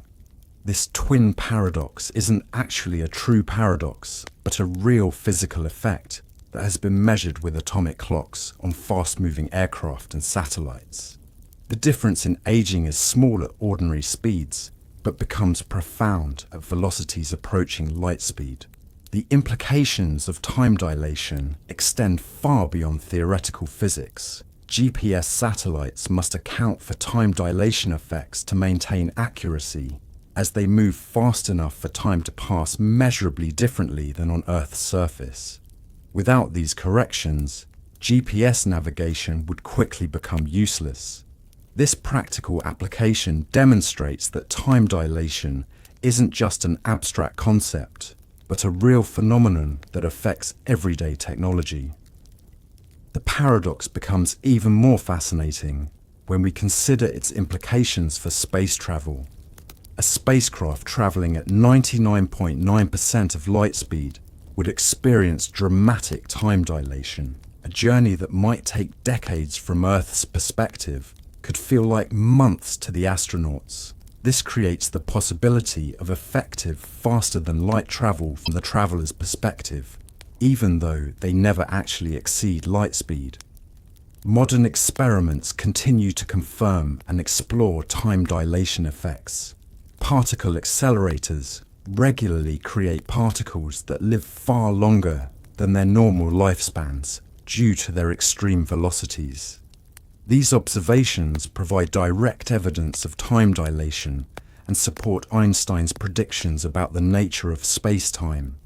The effect has been measured with increasing precision, confirming that time truly is relative to motion. The philosophical implications are equally profound.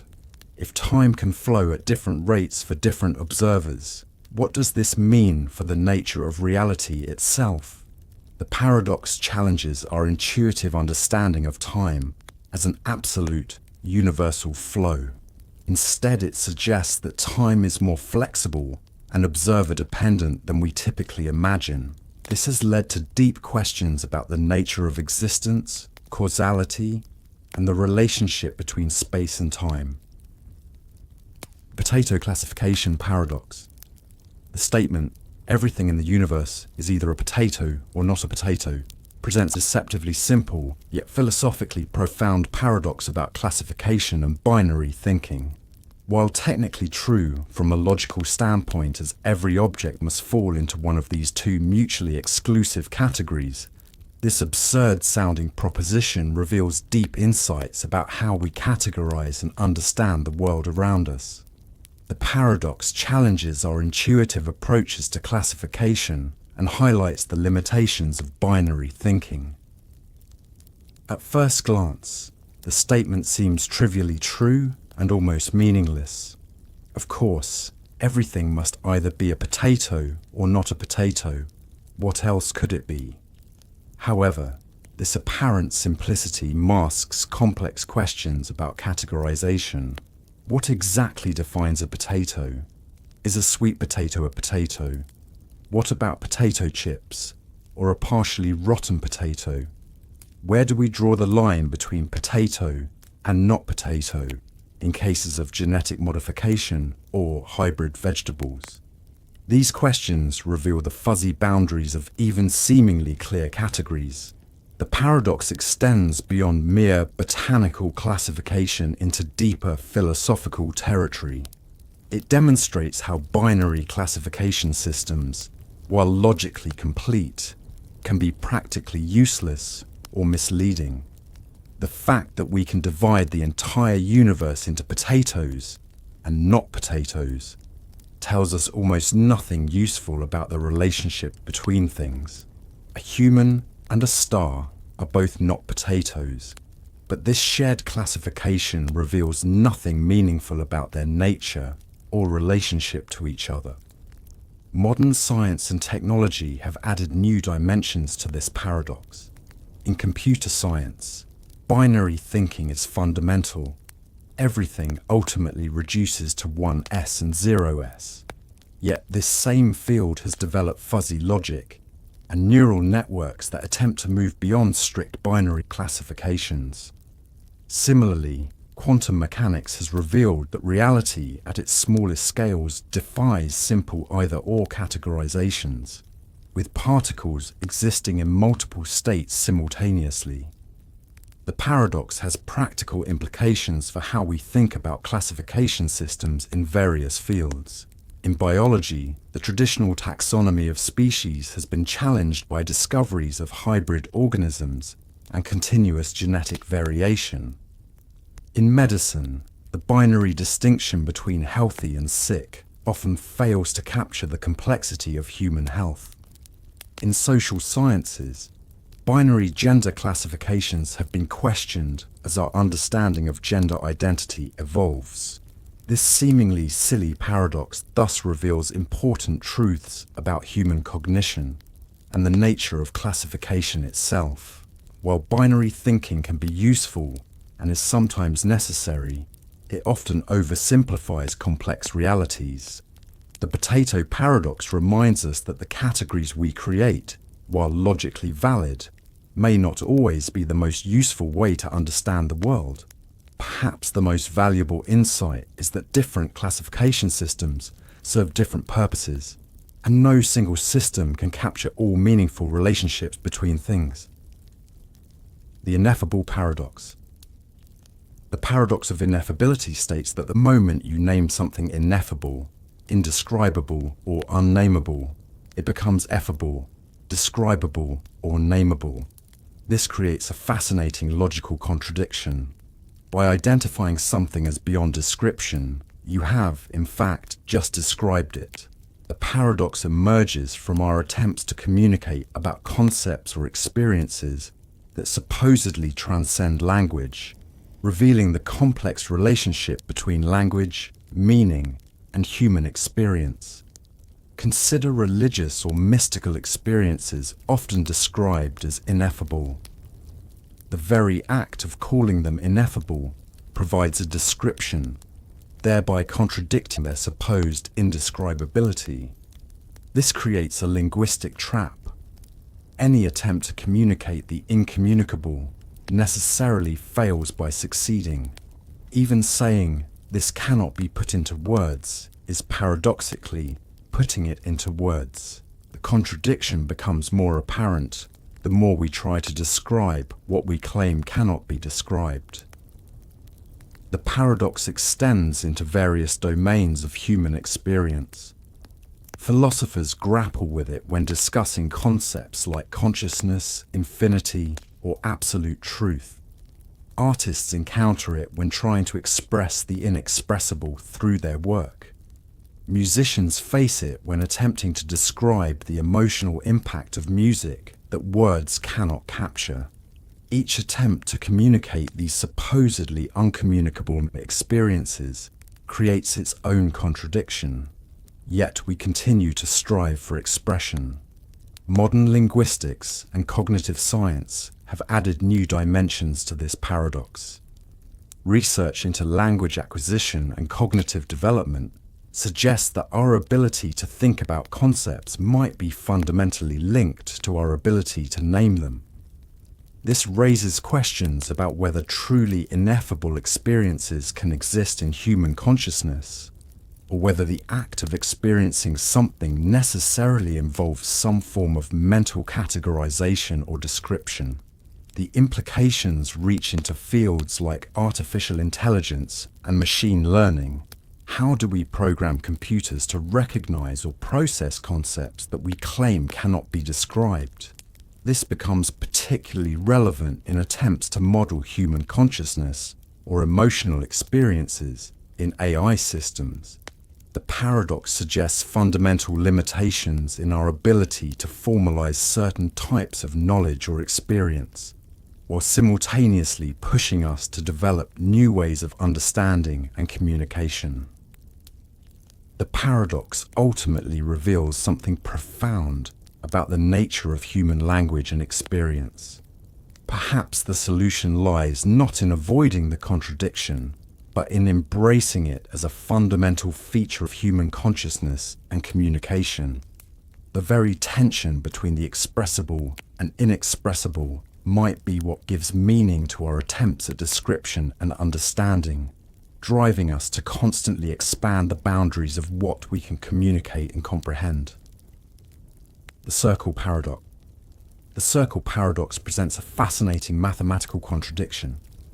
A circle can be viewed as having either 0 corners or infinite corners, depending on how we define and analyze its geometry.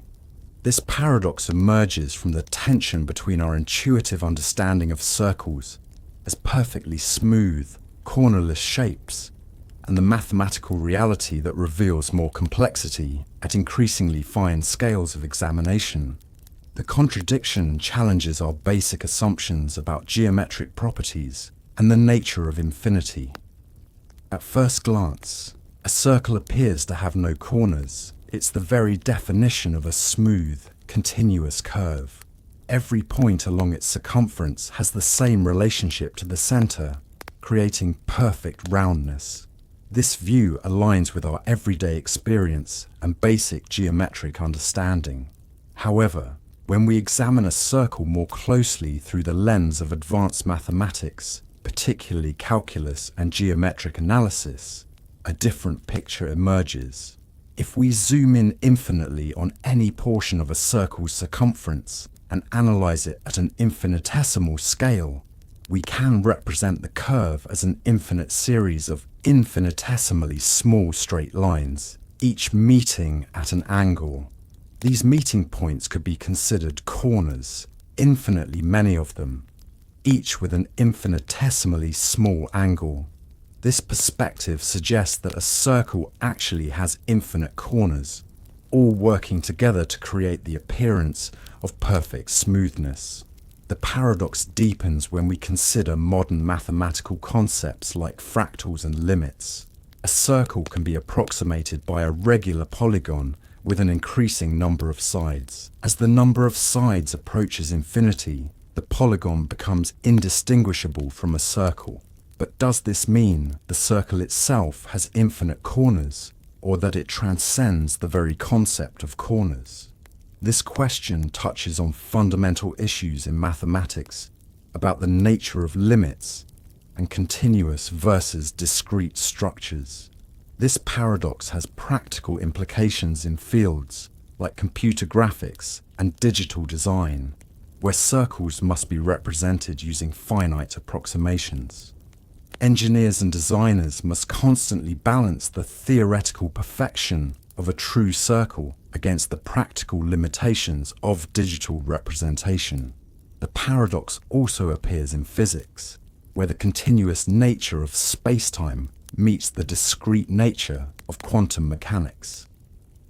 The circle paradox ultimately reveals something profound about the nature of mathematical truth and human perception.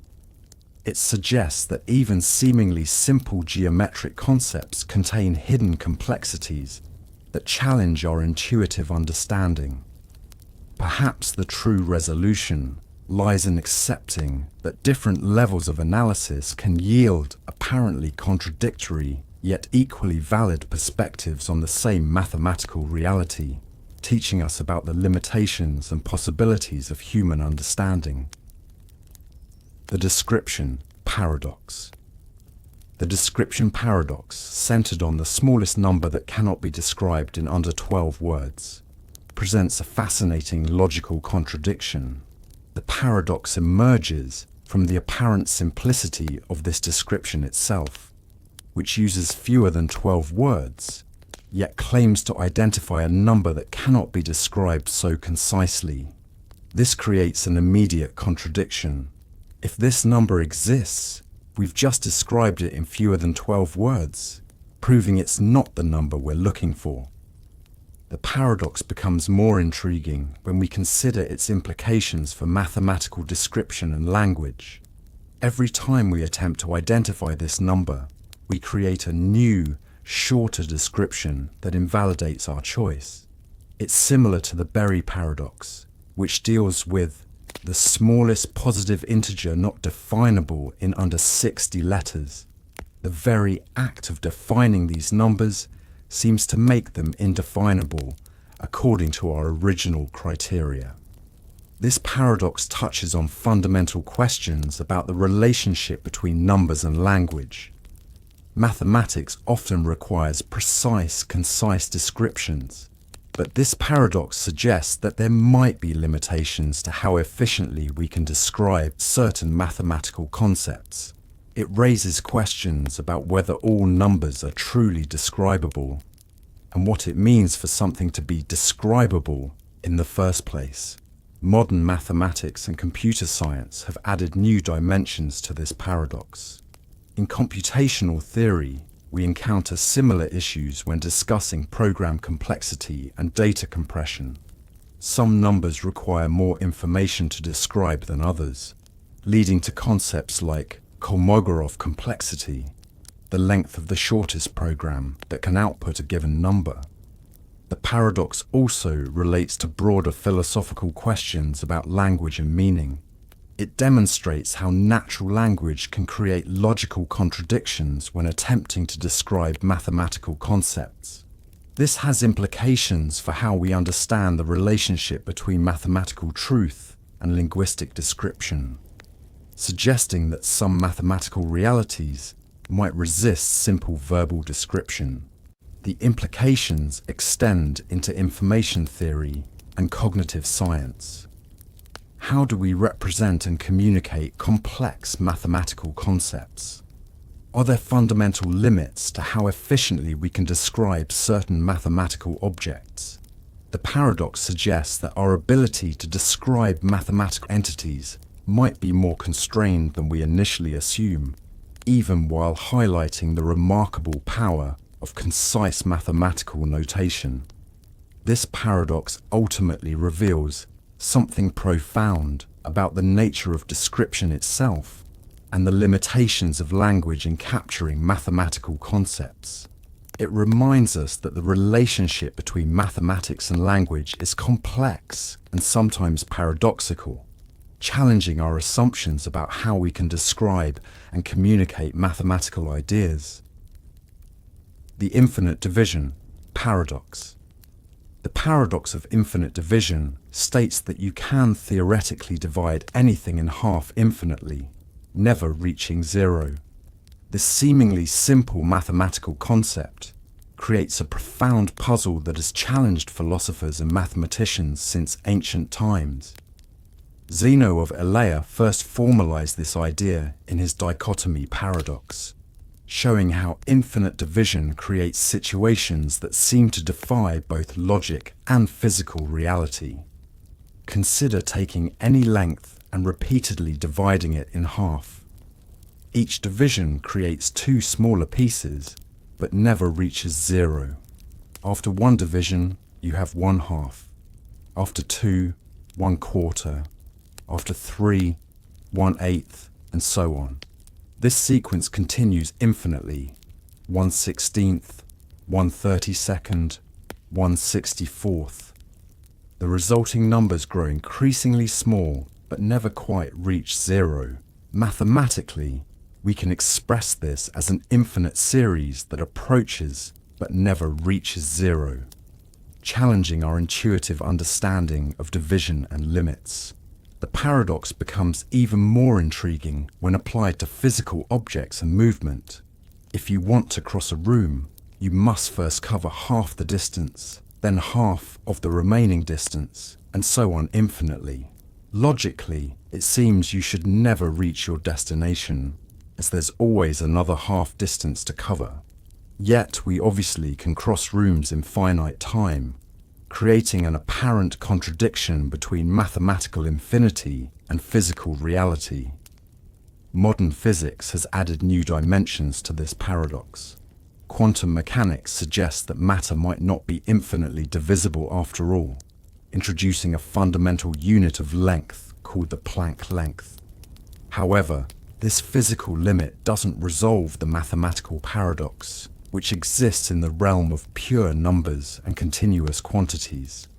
The tension between continuous mathematical models and discrete physical reality remains a source of fascinating philosophical discussion. The implications extend beyond pure mathematics into various fields. In computer science, infinite division relates to the precision limits of floating point numbers and the challenges of representing continuous values in discrete digital systems. In engineering, it affects how we understand material properties and structural behavior at increasingly small scales. In philosophy, it raises questions about the nature of continuity, infinity, and the relationship between mathematical and physical reality. The paradox ultimately reveals something profound about the nature of infinity and continuous quantities. Perhaps its resolution lies not in finding an endpoint to division, but in understanding that some mathematical concepts, while logically sound, may operate differently when applied to physical reality.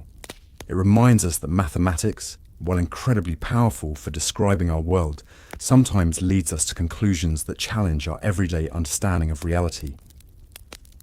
The birthday paradox. The birthday paradox reveals a counterintuitive truth. In a room of just 23 people, there's a roughly 50% chance that at least 2 people share a birthday. This probability rises to over 99% with just 70 people. Despite there being 365 possible birthdays, the paradox lies not in a logical contradiction, but in how dramatically this result differs from most people's intuitive expectations, which typically estimate that many more people would be needed for such a high probability of a shared birthday. The mathematics behind this paradox involves calculating the probability of at least one shared birthday among a group, which is easier to find by first calculating the probability that no 2 people share a birthday and then subtracting this from 1. With 23 people, we must compare 253 pairs of birthdays, calculated as 23-22-2, each with a 1/365th chance of matching. The multiplication of probabilities for all these independent events creates the surprising result. What makes this particularly fascinating is how it demonstrates the power of combinatorics and exponential growth. The number of possible pairs increases much faster than the number of people, creating many more opportunities for matches than we intuitively expect. This principle appears in many other areas of probability and statistics, making the birthday paradox a valuable teaching tool for understanding probability theory. The paradox has practical applications in various fields. In computer science, it's crucial for understanding collision probabilities in hash functions and cryptography. In genetics, similar principles help calculate the likelihood of shared DNA sequences. In social network analysis, it helps explain the frequency of unexpected connections between people. Even in digital security, these principles inform how we assess the probability of accidental matches in identification systems. Modern applications have extended the paradox's relevance. In data security, the birthday attack exploits these probability principles to find collisions in cryptographic hash functions. In big data analysis, understanding these counterintuitive probability relationships helps in designing more efficient algorithms and detecting patterns in large data sets. The paradox also appears in quantum computing calculations and network security protocols. The birthday paradox serves as a powerful reminder that our intuitive understanding of probability often fails when dealing with complex systems or large numbers of possibilities. It demonstrates how mathematical analysis can reveal truths that seem to defy common sense, yet are perfectly logical when properly understood. This disconnect between intuition and reality makes the birthday paradox not just a mathematical curiosity, but a valuable tool for understanding how probability works in the real world. The wave-particle paradox. The wave-particle paradox embodies one of quantum physics' most profound mysteries. Light, and indeed all matter, behaves as both a wave and a particle simultaneously. This dual nature defies our classical understanding of reality, where objects are expected to be either waves or particles, but not both. The paradox emerged from experiments that showed light exhibiting wave-like properties in some situations, and particle-like properties in others, leading to a fundamental reconceptualization of matter and energy. The wave nature of light appears in phenomena like interference and diffraction. When light passes through two closely spaced slits, it creates an interference pattern characteristic of waves, with alternating bright and dark bands. However, when individual photons are sent through the same setup one at a time, they appear to arrive as particles, yet somehow still create the same wave interference pattern over many trials. This seemingly impossible behavior challenges our basic assumptions about reality. The particle aspect of light becomes evident in effects like the photoelectric effect, where light knocks electrons out of metals. Here, light behaves as discrete packets of energy, photons, rather than continuous waves. Einstein's explanation of this phenomenon earned him the Nobel Prize and helped establish quantum theory. The paradox deepens when we realize that this particle behavior coexists with wave behavior in the same entity. Modern experiments have confirmed this dual nature repeatedly. Using increasingly sophisticated technology, the double-slit experiment has been performed with larger and larger particles, showing that this wave-particle duality isn't unique to light, but is a fundamental property of all matter.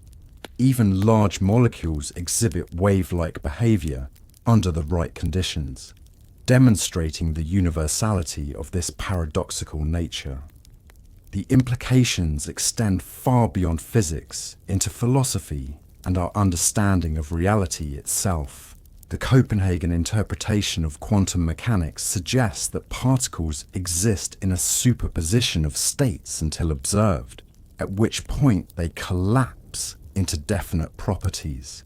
This raises profound questions about the role of consciousness in reality and the nature of observation itself.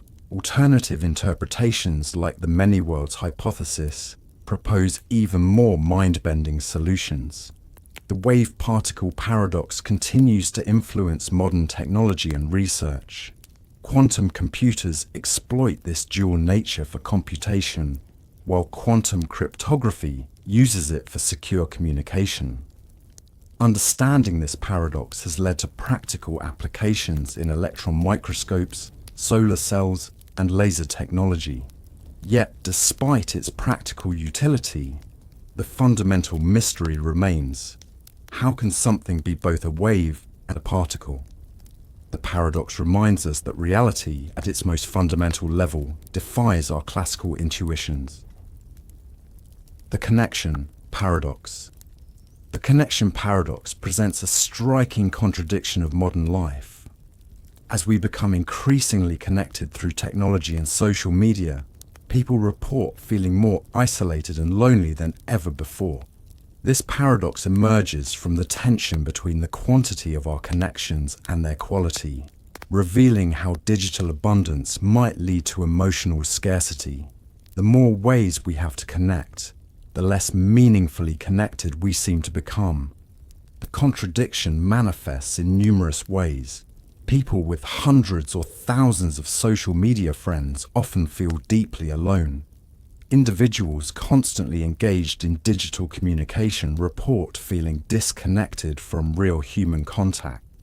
Teenagers who are perpetually online experience higher rates of loneliness than previous generations. The tools designed to bring us closer together appear to be driving us emotionally apart, creating a landscape of superficial connections that fail to satisfy our deeper need for genuine human interaction.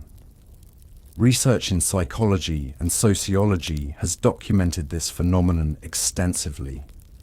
Studies show that increased social media use correlates with decreased feelings of social connection and increased feelings of isolation. The mechanisms behind this are complex. Digital interactions often lack the depth of face-to-face encounters. Constant connection can lead to comparison and anxiety, and the ease of digital communication might make us less likely to engage in more meaningful real-world interactions. The paradox extends beyond personal relationships into broader social structures. In urban environments, people live closer together than ever before, yet urban loneliness is a growing epidemic. Workplaces with constant digital communication often report decreased team cohesion. Even family relationships suffer as household members interact more with their devices than with each other. Modern technology has intensified this paradox in unexpected ways. Video calls, while allowing face-to-face interaction across distances, often leave participants feeling a subtle sense of disconnection. Social media algorithms, designed to maximize engagement, can create echo chambers that isolate us from diverse perspectives. The constant availability of connection options can lead to decision paralysis and social anxiety. The implications of this paradox reach into mental health, social development, and the future of human interaction. Understanding it becomes crucial as we continue to develop new technologies for connection. Perhaps the solution lies not in rejecting digital connection, but in learning to balance it with meaningful in-person interaction, recognizing that true human connection requires more than just technological proximity. The challenge becomes maintaining authentic relationships in an age of unprecedented connectivity. The photo paradox. The photo paradox states that every photograph, no matter how quickly captured or viewed, is already a historical document the moment it exists. This creates a fascinating temporal contradiction. Even a live photo is actually a record of the past, making it impossible to truly photograph the present moment. The paradox challenges our understanding of time, memory, and the nature of visual representation in an age of instant digital imagery. The technical aspects of photography reinforce this paradox. Even with the fastest modern cameras, there's always a delay between the moment light enters the lens and when the image is captured. Digital sensors take time to process information, and mechanical shutters require movement. The speed of light itself imposes a minimum delay, the time it takes light to travel from the subject to the camera. Thus, every photo captures a moment that has already passed, no matter how sophisticated the technology. This paradox becomes more complex in the digital age. Live photos and real-time video streams still show moments that have already passed, even if the delay is measured in milliseconds. Social media's instant sharing of moments actually distributes historical documents, creating a curious situation where we're constantly archiving the present as it becomes past. Each Instagram story or Snapchat becomes a historical artifact the moment it's created. The philosophical implications are profound. Photography challenges our perception of the present moment, suggesting that perhaps we can never truly capture now. It raises questions about memory, perception, and the nature of time itself. Are we always living in the past when we view photographs? Does the act of photographing something fundamentally change our relationship with the present moment? Modern technology has added new dimensions to this paradox. High-speed photography can capture events too fast for human perception, revealing a reality that exists outside our normal experience of time. Computational photography and AI-enhanced imaging raise questions about what constitutes a moment when multiple exposures or processed data create the final image. Even quantum photography experiments suggest fundamental limits to how precisely we can capture a moment in time. The paradox extends into how we understand and experience reality. Our reliance on photographic documentation has created a culture where moments are increasingly lived through the lens of their future documentation. We experience events while simultaneously thinking about how they will be remembered, creating a complex relationship between present experience and future memory. This suggests that perhaps the true value of photography lies not in capturing the present, but in how it shapes our relationship with time and memory. The originality paradox. The originality paradox presents a compelling contradiction. While nothing is truly original, as everything builds upon what came before, each creation is simultaneously unique due to its specific combination of elements and context. This paradox challenges our understanding of creativity, innovation, and the nature of novelty itself. It suggests that originality might not lie in creating something entirely new, but in the unique way we combine and transform existing elements. Consider any creative work art, music, literature, or invention. Every element can be traced to previous influences. Words have been used before. Musical notes are limited. Colors and shapes have been combined countless times.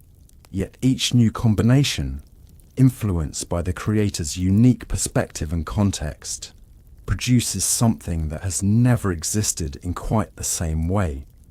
This creates the paradox where everything is simultaneously derivative and unique.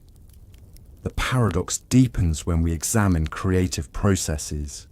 Artists and inventors often describe their work as both building upon tradition and breaking new ground. Scientists make discoveries that are both inevitable, based on previous knowledge, and revolutionary. Even nature itself demonstrates this paradox. Every snowflake follows the same basic rules of crystallization, yet each is unique in its specific formation. Modern technology has intensified this paradox in unexpected ways.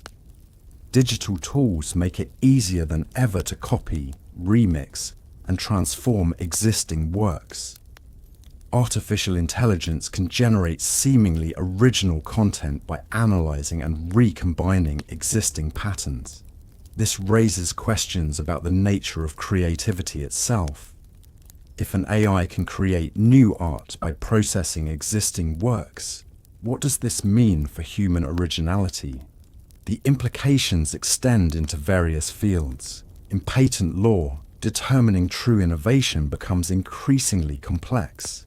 In education, teaching creativity involves both mastering existing knowledge and encouraging novel thinking. In business, innovation often means finding new applications for existing ideas rather than inventing entirely new concepts. Even in science, breakthrough discoveries typically build upon accumulated knowledge rather than emerging from nothing. The paradox ultimately suggests a new way of understanding originality. Perhaps true creativity lies not in creating something from nothing, an impossible task, but in the unique way we synthesize, transform, and recontextualize existing elements. This perspective celebrates both our connection to what came before and our ability to create something genuinely new through combination and transformation. It reminds us that being influenced by others doesn't diminish the uniqueness of our contributions. The present existence. Paradox. The present existence paradox states that the present moment doesn't actually exist because by the time we perceive or acknowledge it, it has already become the past. This creates a fascinating temporal contradiction. The only moment we can directly experience is perpetually slipping away, making our entire conscious experience a collection of immediate memories rather than true present moment awareness.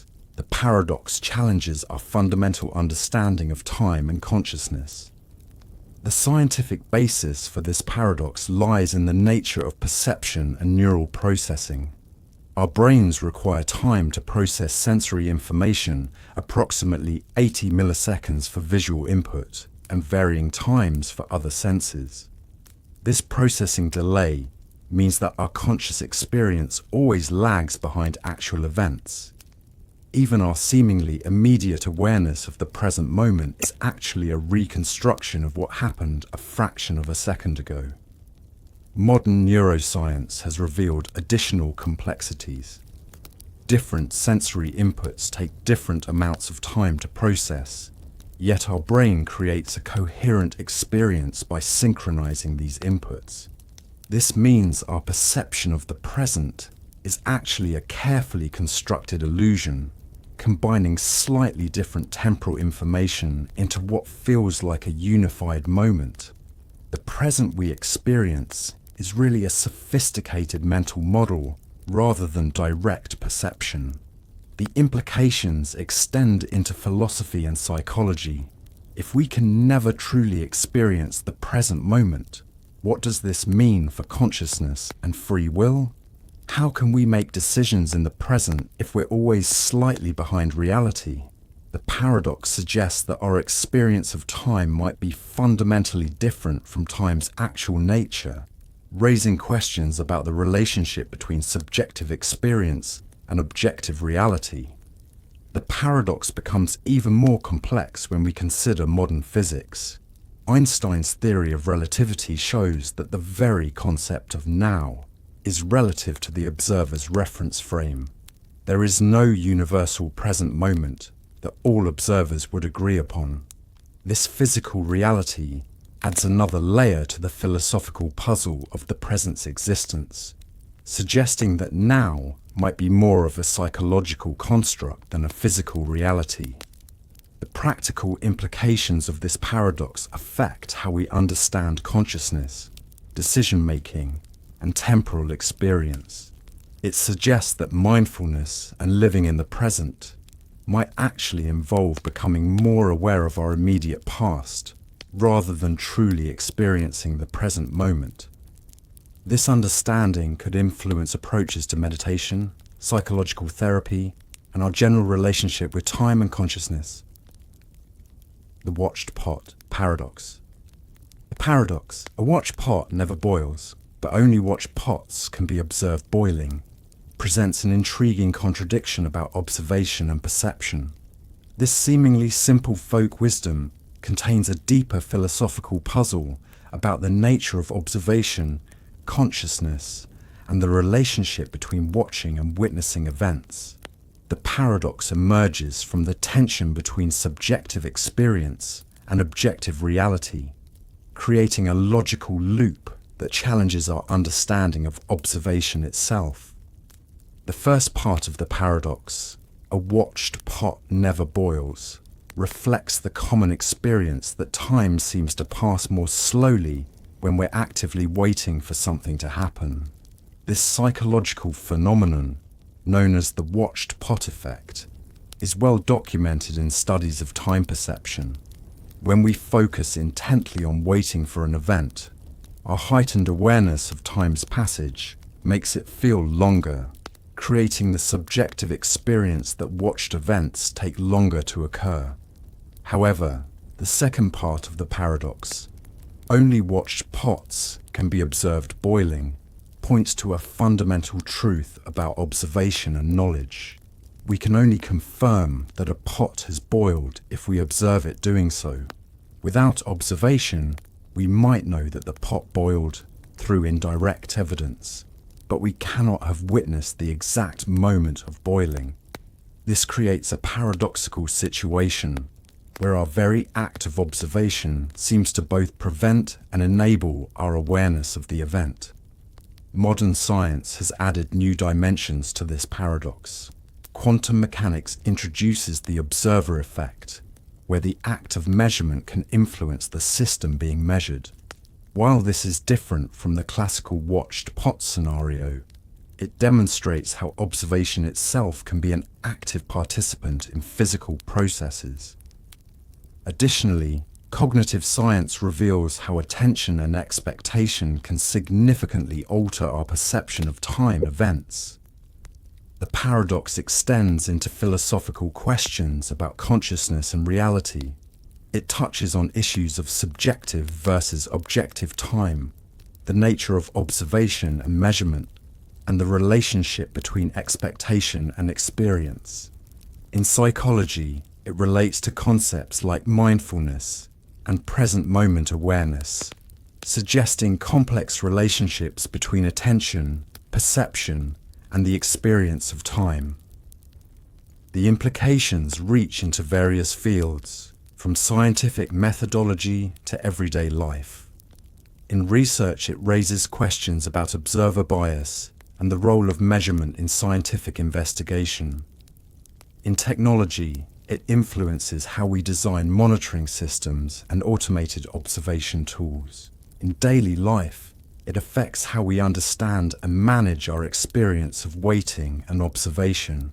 Perhaps the resolution lies in recognizing that different types of observation, passive versus active, direct versus indirect, might lead to different experiences and outcomes.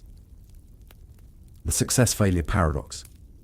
The paradox, if you try to fail and succeed, which have you done, presents a fascinating logical loop that challenges our understanding of intention, outcome, and the nature of success and failure. This seemingly playful contradiction reveals deeper questions about the relationship between goals, actions, and results. The paradox creates a situation where success and failure become intertwined in a way that makes them almost indistinguishable. Consider the scenario carefully. If your goal is to fail and you achieve that goal, you have succeeded in your attempt. However, by succeeding, you have failed at failing, which was your original goal. This creates a circular logic where success becomes failure and failure becomes success. The more perfectly you fail, the more successfully you've achieved your goal. Yet this very success contradicts your intention to fail. The paradox becomes even more complex when we consider different levels of intention and outcome. If you genuinely try to fail but accidentally succeed, have you failed at failing or succeeded unintentionally? What if you try to fail at failing? Are you then trying to succeed? Each layer of intention adds new complexity to the paradox, creating a recursive loop of success and failure that becomes increasingly difficult to untangle. This paradox has practical implications in various fields. In psychology, it relates to self-sabotaging behaviors and the complex motivations behind them. In education, it raises questions about learning from failure and the nature of achievement. In business, it challenges our understanding of goals, outcomes, and what constitutes success. Even in sports and gaming, the paradox appears in situations where players might strategically benefit from losing certain matches. Modern applications of this paradox emerge in artificial intelligence and decision theory. How do we program AI systems to handle situations where success and failure become circular or self-referential? The paradox also appears in game theory, where optimal strategies might sometimes involve intentional suboptimal choices. These applications show how the paradox extends beyond mere wordplay into practical decision-making challenges. The paradox ultimately reveals something profound about the nature of intention, achievement, and the relationship between means and ends. Perhaps it suggests that success and failure are not absolute opposites, but exist on a complex spectrum where context and intention play crucial roles. It reminds us that the relationship between our goals and their achievement isn't always straightforward, and that sometimes the very act of pursuing a goal can transform its nature. The center point paradox. The paradox that states the closest point to everywhere is the center of a sphere presents a fascinating geometric and philosophical puzzle about the nature of centrality and distance. At first glance, this seems like a simple mathematical truth, but deeper examination reveals complex implications about space, distance, and the concept of central positions. The paradox emerges from the tension between our intuitive understanding of closeness and the mathematical reality of spatial relationships. In a perfect sphere, every point on the surface is equidistant from the center, making the center uniquely positioned as the point with the minimum average distance to all other points within the sphere. This mathematical fact creates an interesting contradiction with our everyday experience, where being central often means being close to some things, but necessarily far from others. The sphere's center achieves a kind of universal proximity that seems to defy practical spatial limitations. The implications extend beyond pure geometry into various fields. In urban planning, this paradox influences theories about optimal city center locations. In network theory, it relates to concepts of centrality and the identification of key nodes in complex networks. In astronomy, it helps explain gravitational effects and the formation of spherical celestial bodies.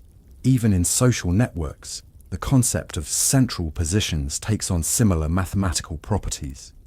Modern applications have given this paradox new relevance. In data center location planning, algorithms use similar principles to optimize server placement. In transportation networks, the concept helps determine optimal hub locations. In wireless communication, it influences the placement of transmission towers. The paradox demonstrates how geometric principles can have practical applications across diverse fields. The philosophical implications are equally intriguing. The paradox raises questions about the nature of centrality itself. Is being equally close to everything truly best position? Does mathematical centrality correspond to practical or social centrality? These questions become particularly relevant in our increasingly networked world, where physical distance often matters less than connectivity. The paradox ultimately reveals something profound about the relationship between position, distance, and connectivity. Perhaps its most important lesson is that optimal positioning often involves finding balance, rather than maximizing proximity to any single point. It suggests that centrality might be better understood as a form of balanced relationship to all points, rather than extreme closeness to any particular ones. This understanding has implications for how we think about organization, connection, and position in both physical and abstract spaces. The parallel universe paradox. The paradox that every decision creates infinite parallel universes presents a mind-bending concept about the nature of reality and choice. According to this interpretation of quantum mechanics, known as the many worlds theory, each decision point splits reality into multiple branches, creating an ever-expanding tree of parallel universes. This creates a fascinating contradiction. While we experience making singular choices, the theory suggests that all possible choices actually occur across different branches of reality. The mathematical implications are staggering. If every quantum event creates new branches, and these branches themselves continue branching, the number of parallel universes would be not just infinite, but continuously expanding at an infinite rate. This raises profound questions about the nature of possibility and actuality. In this framework, everything that could happen does happen somewhere, yet we only experience one path through this infinite maze of possibilities. Modern physics has added layers of complexity to this paradox. Quantum decoherence explains how these branches might separate and become distinct universes. The theory suggests that these parallel universes aren't just philosophical constructs but physical realities, though they remain forever inaccessible to us. This creates a situation where the most complete description of reality includes versions of ourselves making every possible choice. The paradox raises deep philosophical questions about free will and consciousness. If all possible choices occur somewhere, what does it mean to make a decision? Are we simply becoming aware of which branch we're in, rather than actually choosing? This challenges our basic understanding of choice, responsibility, and the nature of consciousness itself. It suggests that our sense of making decisions might be more about experiencing one particular path than actually determining which path to take. The implications extend into various fields. In computer science, it influences quantum computing theories and parallel processing concepts. In psychology, it relates to decision-making models and theories of consciousness. In ethics, it raises questions about moral responsibility in a universe where all possible actions occur. Even in creative writing and art, the concept has inspired explorations of alternative realities and paths not taken. The paradox ultimately reveals something profound about the nature of possibility and actuality. Perhaps its most important insight is that reality might be far more vast and complex than our limited human experience suggests. It challenges us to think beyond our linear experience of time and choice, suggesting that the true nature of reality encompasses all possibilities simultaneously. This understanding might change how we view decisions, regret, and the nature of existence itself. The empty space paradox. The paradox that empty space isn't actually empty presents a fascinating contradiction in modern physics. What appears to be complete vacuum, even in the depths of intergalactic space, is actually teeming with activity at the quantum level. This creates a profound paradox. Emptiness, by definition, should contain nothing, yet quantum mechanics reveals that nothing is actually filled with virtual particles, quantum fluctuations, and various fields that never truly disappear. The quantum vacuum, far from being a void, is a dynamic system where particle-antiparticle pairs constantly pop in and out of existence. These virtual particles, governed by Heisenberg's uncertainty principle, appear and disappear so quickly they can't be directly observed, yet their effects can be measured. This quantum foam, as it's sometimes called, creates a background energy that permeates all of space, leading to measurable effects like the Casimir force between closely spaced plates. Modern physics has revealed even more complexity in this seeming emptiness. The Higgs field, dark energy, and various quantum fields fill every cubic centimeter of space. These fields exist everywhere, even in the complete absence of matter, challenging our basic notion of what constitutes emptiness. The vacuum energy associated with these fields may even play a crucial role in the expansion of the universe. The implications extend beyond physics into philosophy and our understanding of reality itself. If true emptiness is impossible, what does this mean for concepts of nothingness and void? The paradox challenges ancient philosophical debates about the nature of being and non-being, suggesting that absolute non-existence might be physically impossible. Even the concept of nothing becomes problematic when examined through the lens of modern physics. This paradox has practical applications in various fields. In engineering, understanding vacuum energy affects the design of precise measuring instruments. In cosmology, it influences theories about the universe's evolution and fate. In quantum computing, the properties of the quantum vacuum must be considered when designing and operating quantum bits.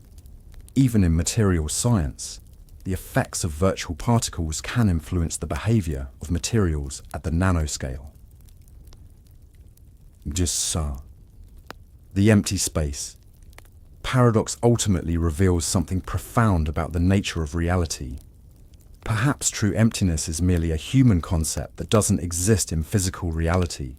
This understanding challenges us to reconsider our basic assumptions about space, matter, and existence itself. It suggests that the universe might be fundamentally full rather than fundamentally empty. with implications for how we understand both the largest and smallest scales of reality. The color experience paradox. The paradox that we can never truly know if others experience colors the same way we do presents a profound challenge to our understanding of consciousness and perception. While we can agree on color names and classifications, there's no way to verify that your experience of red matches mine. This creates a fascinating philosophical puzzle about the nature of subjective experience and the limits of human communication, challenging our assumptions about shared reality. The scientific basis for this paradox lies in the complexity of color perception. While we can measure wavelengths of light and study neural responses, the actual subjective experience of color, what philosophers call qualia, remains deeply personal and potentially unique to each individual. Even if two people's brains process color information similarly, their conscious experience of that color might be entirely different, with no way to compare or verify these internal experiences. Modern neuroscience has added layers to this paradox. We know that color processing involves complex interactions between the eyes, brain, and nervous system. Individual variations in cone cells, neural pathways, and brain structure could lead to subtle or dramatic differences in color experience. Yet, because consciousness is inherently private, we cannot directly access another person's subjective experience to make comparisons. The implications extend beyond just color perception. This paradox raises fundamental questions about consciousness, subjective experience, and the nature of reality itself. If we can't verify something as basic as shared color perception, what other aspects of our experience might be uniquely personal? This challenges our assumptions about shared reality and the reliability of sensory experience. The paradox has practical implications in various fields. In art and design, it affects how we think about color theory and aesthetic experience. In psychology, it influences our understanding of perception and consciousness. In technology, it raises questions about how to create standardized color displays and how to account for individual differences in color perception. Even in philosophy of mind, it contributes to debates about the nature of consciousness and the possibility of artificial consciousness. The color experience. Paradox ultimately reveals something profound about the limits of human knowledge and the nature of consciousness. Perhaps its most important insight is that some aspects of experience may be fundamentally private and uncommunicable. This understanding challenges us to think more deeply about consciousness, perception, and the boundaries between subjective and objective reality. It reminds us that even in our highly connected world, some aspects of human experience remain deeply personal and potentially unique. The clock precision paradox. The paradox that the more precise a clock's time measurement becomes, the less precise its position can be known, presents a fascinating intersection of quantum mechanics and everyday objects. This principle, derived from Heisenberg's uncertainty principle, creates a fundamental limit on how accurately we can simultaneously know both when and where something is. The paradox becomes particularly intriguing when applied to clocks, as their very purpose is to measure time with the highest possible precision. The physics behind this paradox emerges from quantum mechanics. As a clock becomes more precise in measuring time, it must use lighter and faster moving parts to track smaller time intervals. However, according to quantum mechanics, faster moving objects have more uncertain positions. This creates an inevitable trade-off. Increasing temporal precision necessarily decreases spatial precision. The more accurately a clock tells time, the more uncertain its location becomes. Modern experimental physics has confirmed this relationship. Atomic clocks, which use the oscillations of atoms to measure time with incredible precision, must deal with this fundamental limitation. The more precisely they measure time, the more their components' positions become uncertain at the quantum level. This isn't just a technical limitation, but a fundamental aspect of how the universe works, revealing deep connections between space and time. The implications extend beyond simple timekeeping into various fields. In GPS systems, which rely on precise time measurements for accurate positioning, this paradox creates theoretical limits on achievable accuracy. In quantum computing, it affects how we design and implement quantum operations that depend on precise timing. Even in theoretical physics, it influences our understanding of space-time and the nature of measurement itself. This paradox has practical consequences for technology development. As we build increasingly precise atomic clocks and quantum devices, we must contend with these fundamental limitations. The trade-off between temporal and spatial precision affects everything from navigation systems to quantum computers. It suggests that there might be ultimate limits to how precisely we can measure both time and position, no matter how advanced our technology becomes. The clock precision paradox ultimately reveals something profound about the nature of space, time, and measurement. It suggests that uncertainty isn't just a limitation of our measuring devices, but a fundamental feature of reality itself. This understanding challenges our classical intuitions about precision and measurement, reminding us that even seemingly simple concepts like time and position become complex and interrelated at fundamental levels. Perhaps most importantly, it shows how quantum effects, usually associated with microscopic scales, can have implications for everyday objects like clocks. The matter paradox. The paradox that everything in the universe is made of mostly nothing presents a startling contradiction about the nature of physical reality. When we examine matter at the atomic level, we discover that atoms are predominantly empty space, with tiny nuclei surrounded by vast regions where electrons exist as probability clouds. This creates the puzzling situation where solid objects, which appear and feel completely solid, are actually mostly empty space at their fundamental level. The mathematics behind this paradox is striking. If we could remove all the empty space from the atoms in a human body, the remaining matter would be smaller than a grain of salt, yet would retain the same mass. The ratio of empty space to actual matter in an atom is so large that it's comparable to a few flies buzzing around in a cathedral. This vast emptiness exists in everything we consider solid, from steel beams to diamond crystals. Modern physics has added new dimensions to this paradox.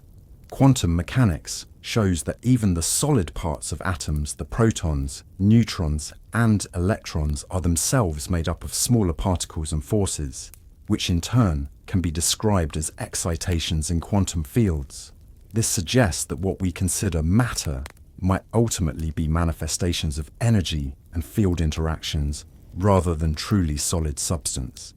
The implications extend into various scientific fields.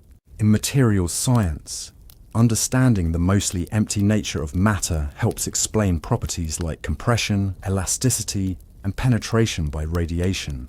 In chemistry, it explains how atoms can share electrons and form bonds. In astronomy, it helps us understand how massive objects like neutron stars can compress matter by removing much of this empty space. This paradox challenges our everyday experience and intuition about solidity and matter. The fact that we can't pass through walls, despite there being mostly empty space, is due to electromagnetic forces between atoms, rather than actual physical contact. Our entire tactile experience of the world is based on force interactions rather than true physical touching, since the empty space between atoms prevents actual contact between solid matter. The matter paradox ultimately reveals something profound about the nature of reality.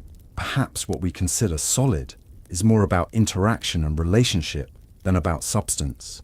This understanding challenges our basic assumptions about materiality and suggests that the universe might be fundamentally different from how we perceive it. The paradox reminds us that our intuitive understanding of reality, based on everyday experience, often fails to capture the true nature of the physical world at its most fundamental level. The tomorrow paradox.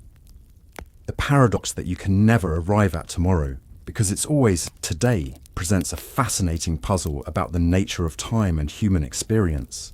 While seemingly simple, This paradox reveals deep truths about how we experience and conceptualize time.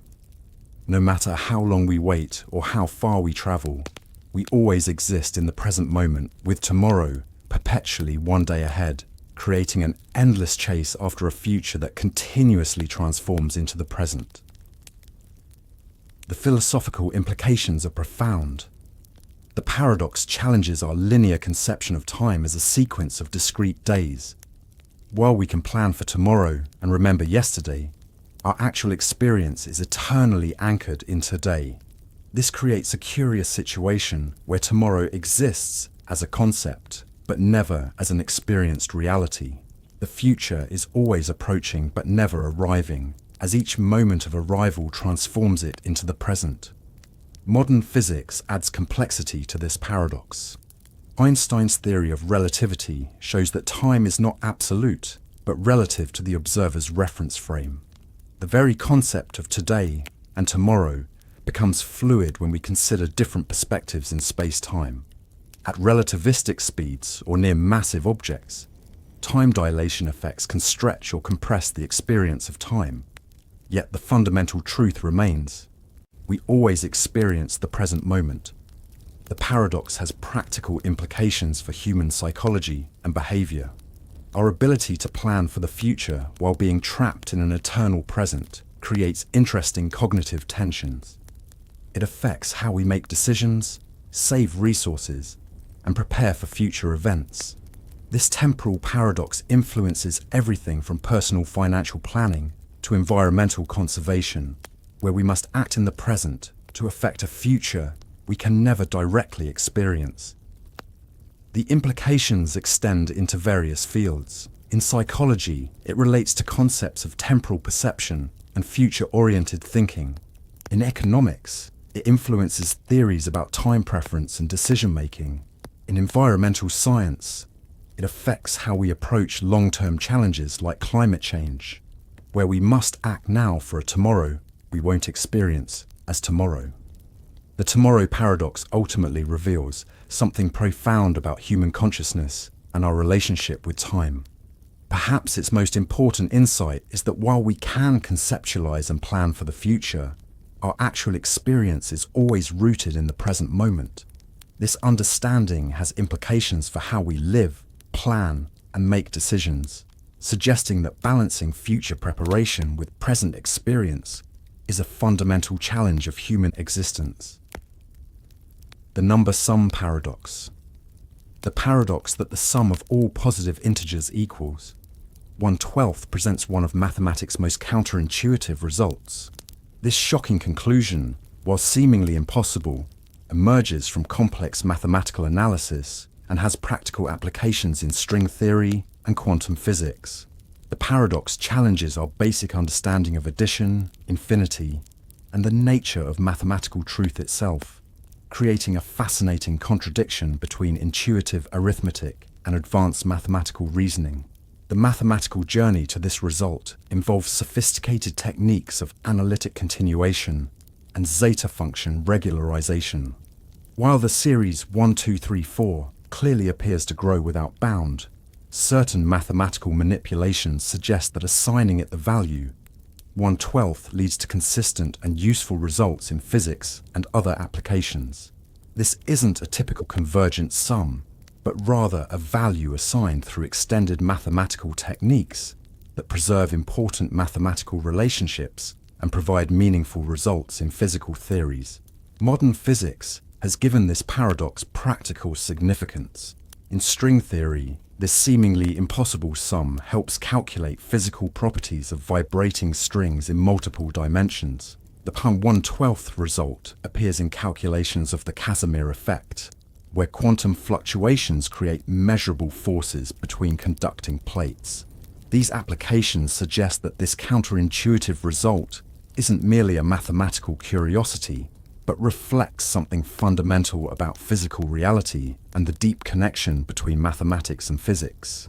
The paradox raises deep questions about the nature of mathematical truth and infinity.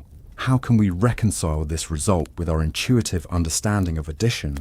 What does it mean for an infinite sum to equal a finite negative number? These questions challenge our assumptions about mathematical operations and suggest that infinity might behave in ways that defy common sense.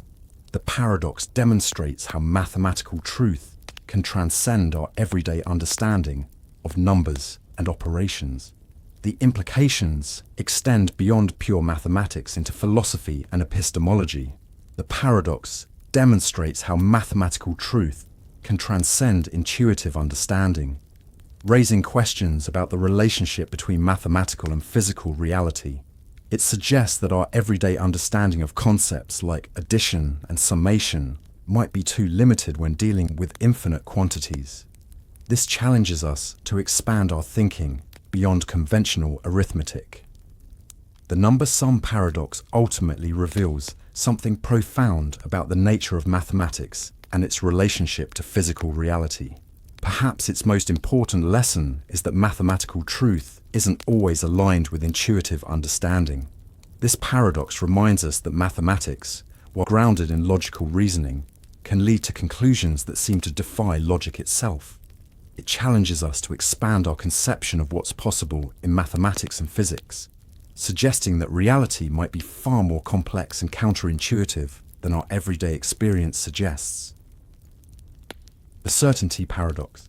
The paradox that the only thing we know for certain is that we can't know anything for certain presents a self-referential contradiction that cuts to the heart of epistemology and human knowledge. This final paradox, echoing Socrates' ancient wisdom about knowing his own ignorance, creates a logical loop that challenges our understanding of certainty, knowledge, and the limits of human understanding.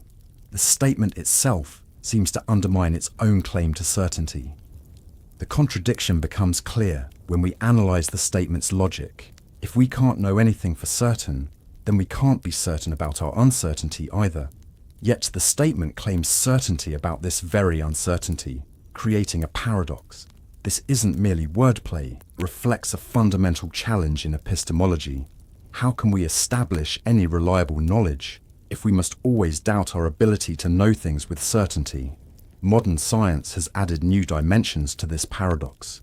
Quantum mechanics introduces fundamental uncertainty at the microscopic level. Gödel's incompleteness theorems show that even in mathematics, there are truths that cannot be proven within their own system. Chaos theory demonstrates how tiny uncertainties can lead to unpredictable outcomes. These scientific insights suggest that uncertainty might be a fundamental feature of reality, not just a limitation of human knowledge. The implications extend across all fields of human inquiry. In science, it influences how we understand the limits of measurement and observation. In philosophy, it affects theories of knowledge and truth. In practical fields like medicine or engineering, it shapes how we deal with uncertainty in decision-making. Even in everyday life, it affects how we approach problems and make choices under conditions of uncertainty. This paradox has practical consequences for how we approach knowledge and decision-making. Perhaps absolute certainty isn't necessary or even desirable for effective action. We can work with probabilities, reasonable assumptions, and best available evidence while maintaining awareness of our limitations. This approach might actually lead to better decisions than claiming false certainty. The certainty paradox ultimately reveals something profound about the nature of human knowledge and understanding. Perhaps its most important lesson is that acknowledging our limitations can be a source of wisdom rather than weakness. This final paradox reminds us that intellectual humility, recognizing the boundaries of our knowledge, might be the foundation of true understanding. It suggests that living with uncertainty, while continuing to seek knowledge, might be the most rational approach to existence.